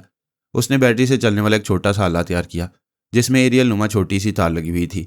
अगर इस आले को इंसान अपने लिबास पर फिट करे तो इस गन के चलने से इर्ताज की जो लहरें अपने अंदर जज़ब कर लेता है और फिर उसे फिजा में बखेर देता है, इस तरह वो लहरें इंसानी जिस्म पर असरअंदाज न होती।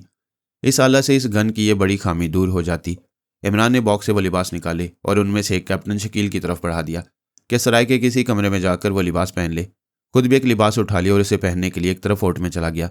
एक लिबास जोसेफ को भी देता चला गया ताकि वो इसे पहन ले। ये तीनों लिबास आजकल के गुंडों में बहुत मकबूल थे। थोड़ी देर बाद तीनों इकट्ठे हुए तो तीनों अपने लिबासों से गुंडे दिखाई दे रहे थे। इमरान ने बॉक्स से एक छोटा सा डिब्बा निकाला। इसमें मेकअप का मुख्तसर सामान था। चुनाचे उसने कैप्टन शकील के चेहरे पर मेकअप की हल्की सी तह चढ़ा दी। अब कैप्टन शकील को देखकर कोई भी उसे शरीफ कहने के लिए तैयार न होता, क्योंकि माथे पर चाकू का एक लंबा और गहरा निशान, बड़ी बड़ी मूंछें, ऊपर वाले होंठ पर जख्म, दाहिने गाल पर गढ़ा, आंखों में सुर्खी। इस मेकअप में वो कोई बेजिगर गुंडा लग रहा था। इमरान ने अपने चेहरे पर भी हल्का सा मेकअप किया, लेकिन उसका मेकअप शराफत और गुंडेपन से बैन बैन था। जोसेफ को भी हल्के मेकअप से संवारा गया ताकि वो पहचाना न जा सके। इमरान ने मेकअप से फारिग होकर एक ऊंची फ्लैट हैट निकाली और कैप्टन शकील की तरफ बढ़ा दी। कैप्टन शकील इस फ्लैट को हाथ में लेकर एक लम्हा के लिए झिझका, लेकिन फिर उसने इसे सर पर रख लिया और फिर इमरान ने टोपी में लगे हुए साले के मुतल्लिक कैप्टन शकील को बतलाया तो कैप्टन शकील का इसकी ऊंचाई पर एतराज़ खत्म हो गया। इमरान ने गन भी शकील के हाथों में दे दी, जो उसके लंबे से कोट में बासानी छुप गई। अब इमरान ने भी एक कैप निकालकर सर पर पहन ली, जिससे उसकी आंखें तकरीबन छुप गई। फिर इमरान ने एक संदूक निकाला और जोसेफ को इसे उठाने का इशारा किया, और वह तीनों एक नई सज धज के साथ कार की तरफ रवाना हो गए। ये तो बताइए करना क्या है? कैप्टन शकील ने चलते चलते बड़े इत्मीनान से पूछा। पूछने का अंदाज ऐसा था जैसे कोई मामूली बात पूछ रहा हो। इमरान एक लम्हे के लिए मुस्कुराया और फिर बोला, शहर में गुंडों की एक पार्टी से मुलाकात करनी है। वह तीनों कार में बैठ गए और कार एक बार फिर शहर की तरफ भागने लगी। थोड़ी देर में कार शहर के सबसे बड़े बाजार से गुजर रही थी। जोसेफ इमरान के बताए हुए रास्तों पर कार दौड़ा रहा था। कार का रुख बंदरगाह की तरफ था। अचानक इमरान ने कैप्टन शकील से मुखातिब होकर कहा, सुनो शकील, आज हमने एक बड़ा मार्का सर करना है। ये तमाम तैयारियां उसी के लिए हैं। मुझे शक है कि रूपा की पार्टी का हाथ मौजूदा हंगामों में है। रूपा की पार्टी मुल्क के मशहूर और बेजिगर गुंडों पर मुश्तमिल है, जिसके हर फर्द को मौत का फरिश्ता समझा जाता है। वो सफाकी और लड़ने के फन में ताक हैं। आज हमने उनका मुकाबला करना है। इसका मकसद यह है कि रूपा हमारी बहादुरी और बेजिगरी से मुतासिर होकर हमें अपने ग्रोह में शामिल कर ले। इस तरह शायद हम असल हालात का अंदाज़ा कर सकें, वरना किसी सूरत से रूपा की पार्टी के असल मकासद का अंदाज़ा करना नामुमकिन है। तुम्हें गन इसलिए दी गई है कि तुम हम दोनों के सरदार हो। तुम्हारा नाम जैगर है। तुमने इस गन से सफाकी की इंतहा कर देनी है। बस ये याद रहे कि तुम्हारी सफाकी, बहादुरी और बेजिगरी से रूपा पर दहशत सी छा जाए। इसमें मैं और जोसेफ भी तुम्हारी मदद करेंगे। जोसेफ का नाम जोसेफ ही रहेगा और मेरा नाम टाइगर होगा। अब हम रूपा के अड्डे पर जा रहे हैं। रूपा ने बंदरगाह के इलाका में एक बार खोला हुआ है जहां उसका मुस्तकिल ठिकाना है। बड़े बड़े दिल गुर्दे वाले गुंडे भी रूपा के नाम से डरते हैं, क्योंकि वो हद से ज़्यादा सफाक है। तुम फिक्र ना करो, रूपा ने अभी तक सफाकी का नाम ही सुना है, देखा नहीं। आज वो जैकर के रूप में सफाकी देख लेगा, कैप्टन शकील ने खालिस गुंडों वाले लहजे में कहा। इतने में कार रूपा के बार के सामने जाकर रुक गई। रूपा बार के बिल्कुल मुत्तसिल एक मकान था, जिसकी खिड़की के सामने लकड़ी की बालकनी बनी हुई थी और सीढ़ियां नीचे आ रही थीं। इस बालकनी पर एक गुंडा खड़ा था। उसके हाथ में रिवॉल्वर था। उनकी कार जैसे ही रुकी, वो गुंडा बड़ी दिलचस्पी से कार को देखने लगा। कैप्टन शकील ने कार का दरवाज़ा खोला और बड़ी शान और वकार से बाहर निकला। अभी उसने एक दो कदम ही उठाए होंगे कि बालकनी पर खड़े हुए गुंडे के पिस्तौल से शोला लपका और गोली साएं की आवाज़ के साथ कैप्टन शकील के पास से गुजर गई। कैप्टन शकील फुर्ती से मुड़ा और दूसरे लम्हे उसके हाथ में ब्रेन गन थी, और फिर यूं महसूस हुआ जैसे आतिशफशां पहाड़ फट पड़ा हो। ब्रेन गन से निकलने वाली गोलियों के बौछार जो लावे की सूरत में बाहर निकल रही थी। बालकनी और सीढ़ियों के परखच्चे उड़ गए। वो गुंडा किसी हकीर तिनके की तरह उड़ता हुआ बालकनी से नीचे आने लगा। इमरान कार से निकलकर कैप्टन शकील की तरफ भागा ताकि उसे गन चलाने से बाज रख सके, लेकिन कैप्टन शकील की गन चली जा रही थी। इमरान सर झटक कर रह गया क्योंकि रूपा बार से फायरिंग की आवाज़ सुनकर काफ़ी सारे गुंडे बाहर निकल आए थे। उनके सामने वो कैप्टन शकील से कुछ ना कह सकता था। उसका प्लान था कि ब्रेन गन उस वक्त चलाई जाए जब कोई और चारा ना रहे, लेकिन कैप्टन शकील पहले ही हमले में इसका मुजाहरा कर चुका था। एक लिहाज से अच्छा हुआ क्योंकि कैप्टन शकील की कद्दोकामत, उसकी टोपी और उसके चेहरे और फिर हाथ में ब्रेन गन ने गुंडों में सरासीमगी फैला दी। जोसेफ की शख्सियत से भी वो मुतासिर हुए। फायर करने वाला गुंडा ज़मीन पर पड़ा था, उसका जिस्म गोलियों से छलनी था। कैप्टन शकील ने उसकी तरफ एक नज़र भी डाली और खुद इमरान और जोसेफ समेत रूपा बार में दाखिल हो गया। कैप्टन शकील हाथ में ब्रेन गन लिए बड़ी शान से रूपा बार में दाखिल हुआ। उसके पीछे पीछे इमरान था जो झींपा झींपा सा महसूस होता था। इमरान के बाद जोसेफ था जिसकी पतलून के दोनों साइड होलिस्टरों में 2 रिवॉल्वर लटके थे। वो जैसे ही बार में दाखिल हुए, बार में यकदम खामोशी छा गई। इमरान हल्का सा मुस्कुराया। वो तीनों एक मेज़ के गिर्द बैठ गए। कैप्टन शकील ने ब्रेन गन कोट के अंदर लगे हुए तस्मों में फिट कर दी। हर शख्स उसको अजीब सी नज़रों से दिख रहा था, खास तौर पर बैरे और काउंटर पर खड़ा हुआ एक देव हैकल गुंडा उन्हें खा जाने वाली नज़रों से दिख रहा था। एक लंबा तिरंगा बहरा उनकी तरफ तेजी से बढ़ा। क्या चाहिए? उसका लहजा इंतहाई तलख था। कैप्टन शकील ने एक लम्हे के लिए बैरे को देखा और फिर उछल कर खड़ा हो गया। तो मैं जैगर के सामने ऊंची आवाज़ में बोलने की जरूरत कैसे हुई? कैप्टन शकील की आंखों की सुर्खी बढ़ गई। उसने लपक कर बैरे की गर्दन एक हाथ से पकड़ ली और फिर एक चटक की आवाज़ निकली और बैरे की गर्दन की हड्डी टूट चुकी थी और वह किसी मुर्दा छिपकली की तरह ज़मीन पर पड़ा था। बैरा के मरते ही बार में तूफान उठ खड़ा हुआ। आज तक किसी को इतनी जरूरत ना हुई थी कि वह रूपा बार में बैठकर उसके किसी बैरे को टेढ़ी आंख से देख सके। मारना तो एक तरफ रहा क्योंकि बैरे दरअसल रूपा पार्टी के गुंडे थे और आज रूपा बार ही में बैठकर एक अजनबी गुंडे ने सिर्फ एक हाथ से बैरे की गर्दन तोड़ दी। नतीजा जाहिर था, तूफान तो उठना ही था। इमरान और जोसेफ भी उठ खड़े हुए। अब उनके चारों तरफ गुंडे ही गुंडे नजर आ रहे थे। काउंटर पर खड़ा हुआ गुंडा रूपा का खास असिस्टेंट बॉमी था। वह लड़ने में माहिर समझा जाता था। वह सूरत हाल देखकर काउंटर से बाहर निकल आया और आहिस्ता आहिस्ता इन तीनों की तरफ आने लगा। वह मेज़ के नज़दीक आकर रुक गया। उसकी आंखें शोले बरसा रही थीं। कौन हो तुम? उसकी गरजदार आवाज़ गूंजी। जवाब में कैप्टन शकील का जोरदार कहका हवा में गूंजा।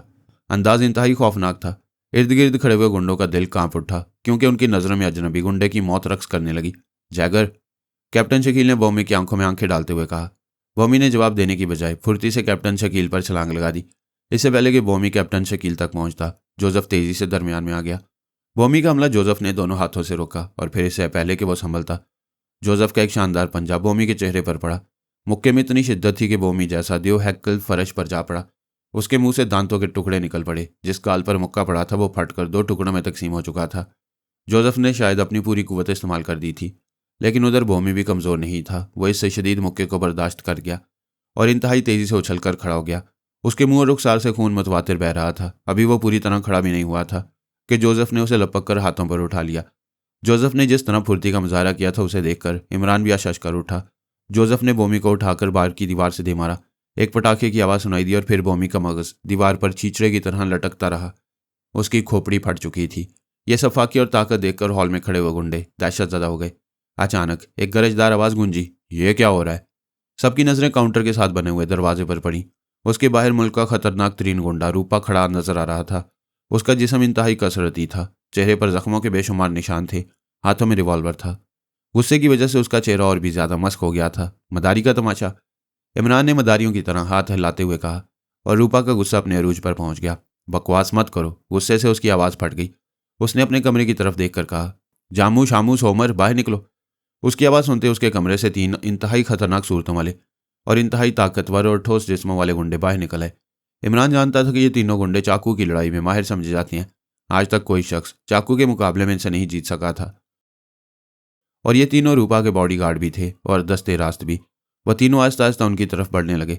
अब रूपा के चेहरे पर इत्मीनान की लहरें थीं क्योंकि वो जानता था कि इन तीनों की मौत उन्हीं के हाथों से लिखी हुई थी, यानी कैप्टन शकील वगैरह की। इन तीनों को ख़त्म कर दो, रूपा ने इशारा किया। इमरान ने कैप्टन शकील की तरफ देखा, हल्की सी आंख दबाई और कहा, बॉस अगर इजाज़त हो तो अकेला टाइगर इन तीनों बकरियों को ज़िबा कर दे। इजाज़त है, कैप्टन शकील ने भी बिगड़े हुए लहजे में कहा। बॉस, जोसेफ ने इजाज़त तलब नज़रों से कैप्टन शकील की तरफ देखते हुए कहा। नहीं, सिर्फ टाइगर इनसे निपट लेगा, कैप्टन शकील ने लापरवाही से कहा। इतने में वो तीनों गुंडे उनके नज़दीक पहुंच चुके थे। तीनों ने लंबे लंबे चाकू खोल लिए। हॉल में खड़े हुए तमाम गुंडे दम साधे ये खौफनाक जंग देख रहे थे। इमरान 2 कदम आगे बढ़ाया। उसके हाथ खाली थे। उसके एक हाथ खाली देखकर तीनों गुंडों के लबों पर हल्की सी मुस्कुराहट उभरी। शायद उन्हें उस अजनबी गुंडे की मौत का यकीन हो चुका था।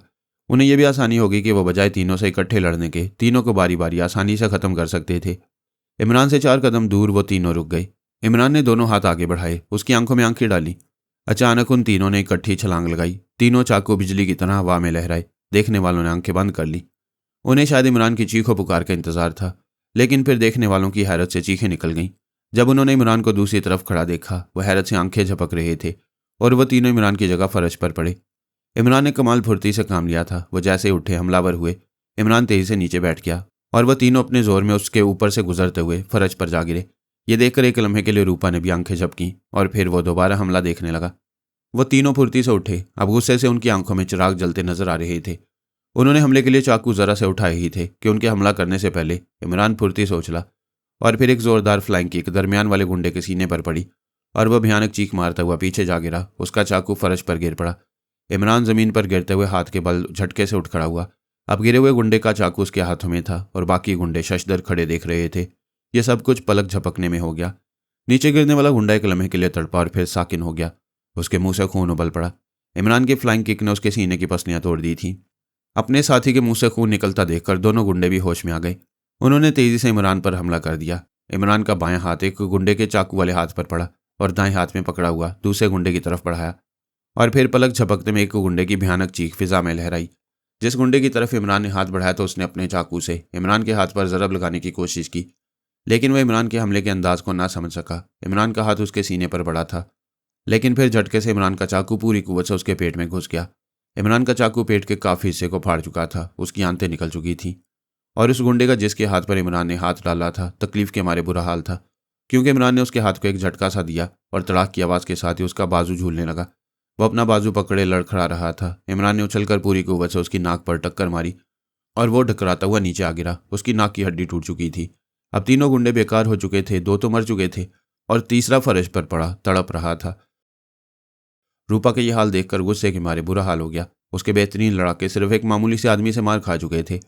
उसने चिल्लाहट के मारे इमरान पर गोली चला दी। इमरान फुर्ती से उछलकर एक तरफ हो गया। गोली सामने खड़े हुए रूपा के एक वेटर के सीने में घुस गई।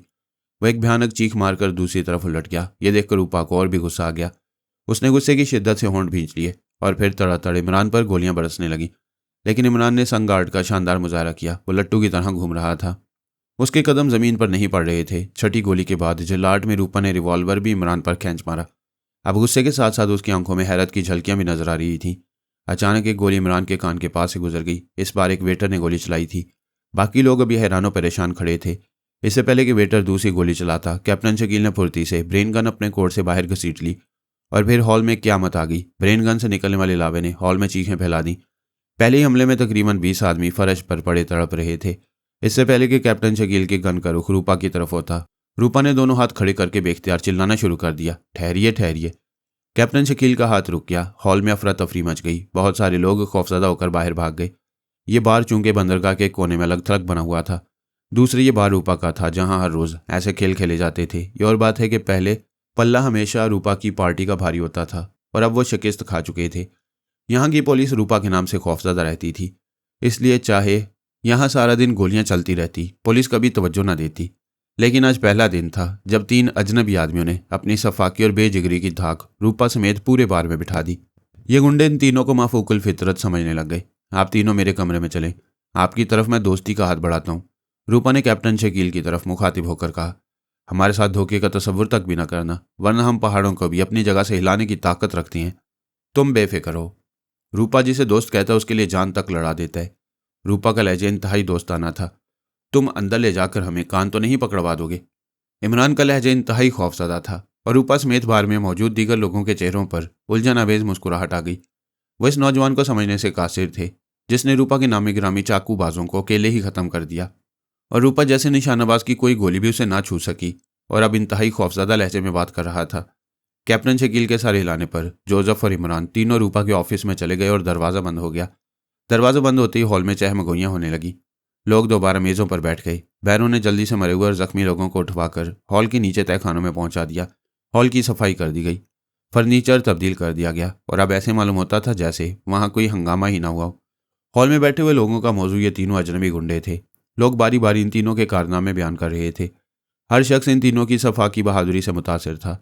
कैप्टन शकील से इसलिए कि उसने न सिर्फ एक हाथ से वेटर की गर्दन तोड़ दी, जोसेफ से इसलिए कि उसने मोमी जैसे देव हैकल गुंडे को खिलौने की तरह उठाकर दीवार से दे मारा, और इमरान को तो वो सब माफूकुल फितरत इंसान समझ रहे थे। इधर ये बातें हो रही थीं और उधर दरवाजे के अंदर एक लंबी सी मेज के गिर्द ये तीनों बैठे थे। इनके सामने रूपा बैठा हुआ था और इन तीनों को तजस्सुस आमेज नजरों से देख रहा था। मैं तुम तीनों की बहादुरी से बेहद मुतासिर हुआ हूँ। रूपा का लहजा खालिस दोस्ताना था। कैप्टन शकील ने बेपरवाही से जवाब दिया। इमरान और जोसेफ चुपचाप बैठे थे। आप लोग कहाँ से आए हैं? रूपा ने कैप्टन शकील से पूछा। जामनगर से, कैप्टन शकील ने जवाब दिया। आपका मकसद? रूपा ने पूछा। तुम पूछने वाले कौन होते हो? कैप्टन शकील का लहजा इंतहाई खूंखार था। नाराज क्यों होते हो दोस्त? मैंने तो सिर्फ इसलिए पूछा था कि शायद मैं तुम्हारी मदद कर सकूं। रूपा का लहजा अब भी दोस्ताना था। वो शायद उनकी बहादुरी से बेहद मुतासिर मालूम होता था, वरना रूपा जैसा गुंडा और किसी से दबकर बात करे इसका तसव्वुर भी नहीं किया जा सकता। मैं बताऊं, आलूओं की भुजिया की तरकीब मालूम करनी थी। इमरान ने टोपी सर से उतारकर मेज पर रखते हुए कहा और रूपा हंस पड़ा और फिर इमरान से मुखातिब होकर बोला, नौजवान तुम वाकई टाइगर हो। आज तक मेरे निशाना से कोई नहीं बच सका, लेकिन तुमने जिस फुर्ती और चुस्ती का मुजाहरा किया है इसके मुतल्लिक भी कभी सोच नहीं सकता था। चलो अच्छा है, अब तो तसव्वुर बआसानी कर सकते हो। इमरान ने दांत निकालते हुए कहा। बकवास मत करो टाइगर, कैप्टन शकील ने इमरान को डांटते हुए कहा और इमरान ने रूपा को आंख मारकर सर झुका लिया। लेकिन जोसेफ के चेहरे पर नागवारी के असरात साफ नुमाया थे। उसे कैप्टन शकील का इस अंदाज में डांटना बहुत बुरा लगा, लेकिन चूंकि ऑर्डर खुद इमरान के थे इसलिए खून के घोंट पीकर रह गया, वरना वो कैप्टन शकील के मुकाबले में आने से गुरेज ना करता। देखो रूपा, हम जामनगर से यहाँ इसलिए आए हैं कि अब जामनगर ऊंचे दर्जे के गुंडों के लिए छोटा हो गया है। वहाँ अब मामूली काम मिलते हैं और हम चाहते हैं कि ऊंचा काम हो। तुम्हारी शोहरत सुनी थी, सोचा चलो जाकर मिल आएं, लेकिन तुम्हारे गुंडों की बेवकूफ़ी से तुम्हारे साथ मुलाकात इन हालात में हो रही है। कैप्टन शकील ने अपनी आमद की वजूहात की वजाहत करते हुए कहा। मेरे गुंडों ने जो कुछ किया अच्छा किया, वरना मैं तुम में छुपे हुए बहादुरी के जौहर कहाँ देख सकता था। नीज तुम लोग किस किस्म का काम कर सकते हो? कत्ल, डाका, चोरी? रूपा ने बगौर कैप्टन शकील की तरफ देखते हुए कहा। यह सुनते ही कैप्टन शकील की आंखों में खून उतर आया। उसने मेज पर जोर से मुक्का मारते हुए कहा, रूपा तुमने मेरी तरफ दोस्ती का हाथ बढ़ाया इसलिए मैं खामोश हो गया, वरना मेरी तौहीन करने वाले इस दुनिया में दूसरा सांस नहीं ले सकते। ये मेरा रिकॉर्ड है। तुम क्या समझते हो हम मामूली गुंडों में से हैं जो कत्ल, डाका, चोरी ही कर सकते हैं? तो फिर? रूपा के चेहरे पर उलझन आमेज तासुरात थे। हमें कोई अच्छी सी पार्टी मिलवाओ, गैर मुल्की हो तो ज़्यादा बेहतर है, क्योंकि वो मुआवजा माकूल देते हैं। रकम एडवांस लेंगे, फिर देखो हम हुकूमत का तख्ता उलटने की हिम्मत रखती हैं। रूपा ने कुछ सोचते हुए कहा। लेकिन फिलहाल तो मेरी नज़र में ऐसी कोई पार्टी नहीं। हो सकता है अनकरीब मुझे कोई ऐसा काम मिल जाए। उस वक्त तक अलबत्ता ये हो सकता है कि आप लोग हमारे बारे में रहें। जैसे ही कोई काम मिला मैं तुम्हारी बातचीत करा दूंगा। रूपा ये सुन लो कि आइंदा ऐसी बात हमें हरगिज़ न कहना। हम किसी के दस्ते नगर होकर नहीं रह सकते। अगर तुम्हारे पास काम नहीं है तो हम दारुल हुकूमत चले जाते हैं, वहाँ काम भी ढूंढ लेंगे। नाराज़ क्यों होते हो मेरे दोस्त? मेरा मकसद तुम्हारी तौहीन नहीं, बल्कि मैंने तो एक ख़ास दोस्ताना पेशकश की थी। वैसे काम तो मेरे पास है, लेकिन सच्ची बात यह है कि वो काम बहुत ऊंचा है। ये ठीक है कि मैंने आप लोगों की बहादुरी देख ली है, लेकिन इसकी क्या ज़मानत है कि एक तो आप मुझसे गद्दारी नहीं करेंगे, दूसरा आप लोग वो काम निपटा लेंगे। देखो रूपा, जहाँ तक गद्दारी का ताल्लुक है, तुम इसका तसव्वुर भी जहन में ना लाओ। जिसे एक दफ़ा वादा कर लिया उसे हम मरने के बाद भी निभाएंगे। बाकी रह गया काम निपटाना, तो हमारे इम्तिहान ले सकते हो, लेकिन इस इम्तिहान का भी तुम्हें मुआवजा देना पड़ेगा। ओके, फिर आप लोग एक छोटे से इम्तिहान के लिए तैयार रहें। बिल्कुल, तुम जिस वक्त चाहो इम्तिहान ले सकते हो। चलो ये काम अभी हो जाए तो ज़्यादा बेहतर है। रूपा ने उठते हुए कहा और वो तीनों भी उसके साथ उठ खड़े हुए और फिर रूपा के पीछे पीछे वो कमरे से बाहर निकल आए। फयाज बड़ी फुर्ती से झुक गया, वरना आज उसका नाम शहीदों की लिस्ट में लिखा जा चुका होता। फायर ज़रूर साइलेंसर लगी राइफल से किया गया था, इसलिए हल्की सी जूं के अलावा और कोई आवाज़ सुनाई ना दी।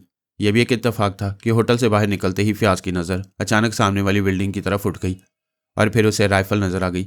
इससे पहले कि दूसरा फायर होता, फयाज लपक कर एक खंबे की आड़ में हो गया, लेकिन दूसरा फायर न हुआ और राइफल भी गायब हो गई। गुस्से से फयाज का बुरा हाल था। उसका बस न चलता था, वरना उसकी ख्वाहिश थी कि वो यहीं से हाथ बढ़ाकर मुजरिम को गर्दन से पकड़ ले। चंद लम्हे वो इंतजार करता रहा, फिर भागता हुआ अपनी कार के नज़दीक पहुंचा और उसकी कार तेजी से कंपाउंड से बाहर निकल आई। सामने वाली बिल्डिंग का मेन गेट होटल के बिल्कुल सामने था। उसने एक लम्हा के लिए सोचा और कार का रुख इमारत की साइड में जाने वाली सड़क की तरफ कर दिया। 1 मिनट बाद वह इमारत की पिछली साइड में आ गया। यहाँ भी एक छोटा सा दरवाज़ा था। उसने जहानत से काम लिया था। उसका ख्याल था कि मुजरिम मेन गेट से निकलने के बजाय पिछले दरवाजे को तरजीह देगा, और यही हुआ। फयाज की कार जैसे ही वहाँ पहुंची, एक लंबा तड़ंगा शख्स ओवरकोट पहने दरवाजे से बाहर निकलता नजर आया। उसकी हरकत से बेचैनी नुमाया थी। फ़याज़ फ़ौरन समझ गया कि इसका मुलजिम यही है। इसको ख्याल आया कि नीचे उतरकर फ़ौरन इसकी पिटाई शुरू कर दे, लेकिन आजकल उसका दिमाग ज़रा तेज़ जा रहा था। उसने पहला ख्याल तर्क करके उसके ताक़ुब की ठानी, इसलिए वो कार में बैठा उसको देखता रहा। वह शख्स तेज़ तेज़ कदम उठाता सड़क पार कर गया और फिर उसने साइड में लगी हुई एक लंबी चौड़ी कार का दरवाज़ा खोला और कार तेज़ी से आगे बढ़ गई। फ़याज़ की कार भी पीछे थी। आगे जाने वाली कार मुख्तलिफ सड़कों से होती हुई दारुल हुकूमत के मशहूर तरीन होटल ख़याम के कंपाउंड में दाखिल हो गई। फ़याज़ भी अपनी कार कंपाउंड में लेता चला गया। जब उसने कार पार्किंग शेड में रोकी तो वह शख्स कार से उतरकर हॉल में दाखिल हो चुका था। फ़याज़ ने जल्दी से कार लॉक की और फिर वो भी होटल में दाखिल हो गया। उसने एक नज़र हॉल में डाली। सामने एक कुर्सी पर उसका मतलूब आदमी बड़े इत्मीनान से पाइप पी रहा था। उसका इत्मीनान देखकर फ़याज़ के तन बदन में आग लग गई। देखो किस आराम से बैठा पाइप पी रहा है। अगर मुझे गोली लग जाती तो ये और भी इत्मीनान से पाइप पीता। उस आदमी के इत्मीनान ने जलती पर तेल का काम किया। अब गुस्सा फ़याज़ की बर्दाश्त से बाहर हो गया। उसने तमाम मसलहतें बालाए ताक रख दी। अब वो बराह रास्त उससे निपटना चाहता था, इसलिए वो तीर की तरह उस आदमी की तरफ बढ़ा। उसके पास आकर वो रुक गया। उस आदमी के चेहरे पर फ़याज़ को देखकर नागवार सी शिकनें नमूदार हुई, लेकिन फ़याज़ ने उसे बात करने का मौका भी ना दिया। उसने अपनी जेब से सर्विस रिवॉल्वर निकालकर इसका रुख उस आदमी की तरफ कर दिया। चलो मेरे साथ, फ़याज़ ने कड़कती हुई आवाज़ में कहा। रिवॉल्वर देखकर उस आदमी ने ताज्जुब से आंखें झपकाई, फिर हैरत से बोला, कौन हो तुम? तुम्हारी मौत। सुपर फ़याज़ ने उसी लहजे में जवाब दिया। क्या मतलब? मतलब के बच्चे अभी मुझे कत्ल करना चाहते थे, अब मतलब पूछ रहे हो? फ़याज़ का गुस्सा पूरे अरूज पर था। रिवॉल्वर देखकर हॉल में अफरा तफरी मच गई। क्या तुम पागल हो? उस आदमी को भी अब गुस्सा आ गया था। वैसे तो शक्ल सूरत से काफ़ी मुअज़्ज़ज़ मालूम हो रहा था। मैं कहता हूँ सीधी तरह मेरे साथ चलो, वरना मैं गोली मार दूंगा। इतने में मैनेजर भागता हुआ फ़याज़ के पास पहुंच गया। वह फ़याज़ से अच्छी तरह वाकिफ़ था। आखिर तुम हो क्या भला? अब वो शख्स कुर्सी से उठ खड़ा हुआ और फ़याज़ ने अपना तारफ़ी कार्ड निकालकर मेज़ पर फेंक दिया। उसने एक लम्हे के लिए कार्ड को देखा। उसकी नज़रों में ताज्जुब के आसार और भी ज़्यादा नुमायाँ हो गए। लेकिन महकमा खुफिया को मेरी क्या ज़रूरत पड़ गई? उसने बदस्तूर ताज्जुब से पूछा। मैनेजर भी हैरत से खड़ा उनकी गुफ्तगू सुन रहा था। तुमने मुझ पर गोली क्यों चलाई थी? सुपर फ़याज़ ने वजाहत की। तुम भंग तो नहीं पी गई? मुझे क्या ज़रूरत थी तुम पर गोली चलाने की? और अगर तुम इंटेलिजेंस के सुपरिटेंडेंट हो तो इसका यह मतलब नहीं कि तुम शरीफ शहरियों को परेशान करते फिरो। उसने इंतहाई गुस्से से कहा। यह सब कुछ मैं अपने दफ्तर में चलकर बताऊंगा। तुम जानते हो कि मैं कौन हूं? उसने गुस्से से कहा। तुम सूबे के गवर्नर लगे हुए हो? फ़याज़ ने मज़का उड़ाते हुए कहा। तुम्हारी शामत आई है, उसने गुस्से से फुंकारते हुए कहा। फिर उसने मैनेजर को टेलीफोन सेट मेज़ पर लाने को कहा। इस होटल में यह इंतज़ाम था कि ग्राहकों को मेज़ से उठकर काउंटर पर टेलीफोन करने के लिए ना जाना पड़ता, बल्कि टेलीफोन वहीं मेज़ पर पहुंचा दिया जाता। मैनेजर के इशारे पर एक बैरा फुर्ती से टेलीफोन मेज़ पर ले आया। उसने नंबर घुमाने शुरू कर दिए। ये तुम किसे फ़ोन कर रहे हो? फ़याज़ ने बदस्तूर उसी लहजे में कहा। सर रहमान को। और फ़याज़ को यूँ महसूस हुआ जैसे बम फट पड़ा हो। तो क्या ये मुलजिम नहीं? मुझसे गलती हुई। और फिर ये सर रहमान का वाकिफ़ है तो इसकी सही मायनों में शामत आ गई। इतने में उसने बात करनी शुरू कर दी। हेलो सर रहमान, मैं राना बोल रहा हूँ। जी हाँ। और फिर उसने होटल में पेश आने वाला सारा वाक़या फ़ोन पर बता दिया। चंद लम्हे वो रिसीवर कानों से लगाए सुनता रहा और फिर रिसीवर फ़याज़ की तरफ बढ़ा दिया। फ़याज़ ने मुर्दा हाथों से रिसीवर लेकर कानों से लगा लिया। जी मैं फ़याज़ बोल रहा हूँ। फ़याज़, क्या तुम्हारा दिमाग ख़राब हो गया?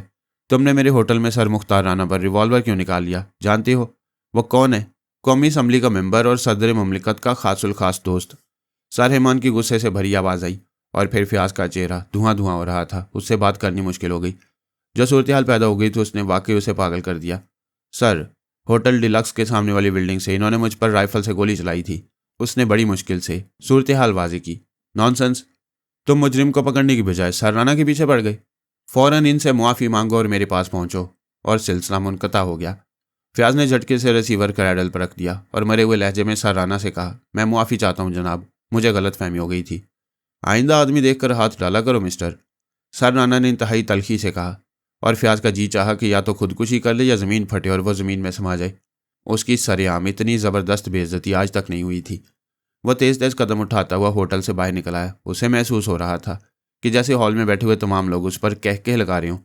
होटल से बाहर आकर उसने एक कार स्टार्ट की। उसे एक दफ़ा ख्याल आया कि इस बिल्डिंग की तलाशी लेना चाहिए, लेकिन उसने सोचा वहाँ क्या रखा होगा और वह गुस्से से आंखें सुर्ख किए अंधाधुंध कार चलाता सर रहमान की तरफ चल पड़ा। ये कहानी अभी जारी है। वीडियो पसंद आई तो लाइक करें, चैनल को सब्सक्राइब करें। शुक्रिया।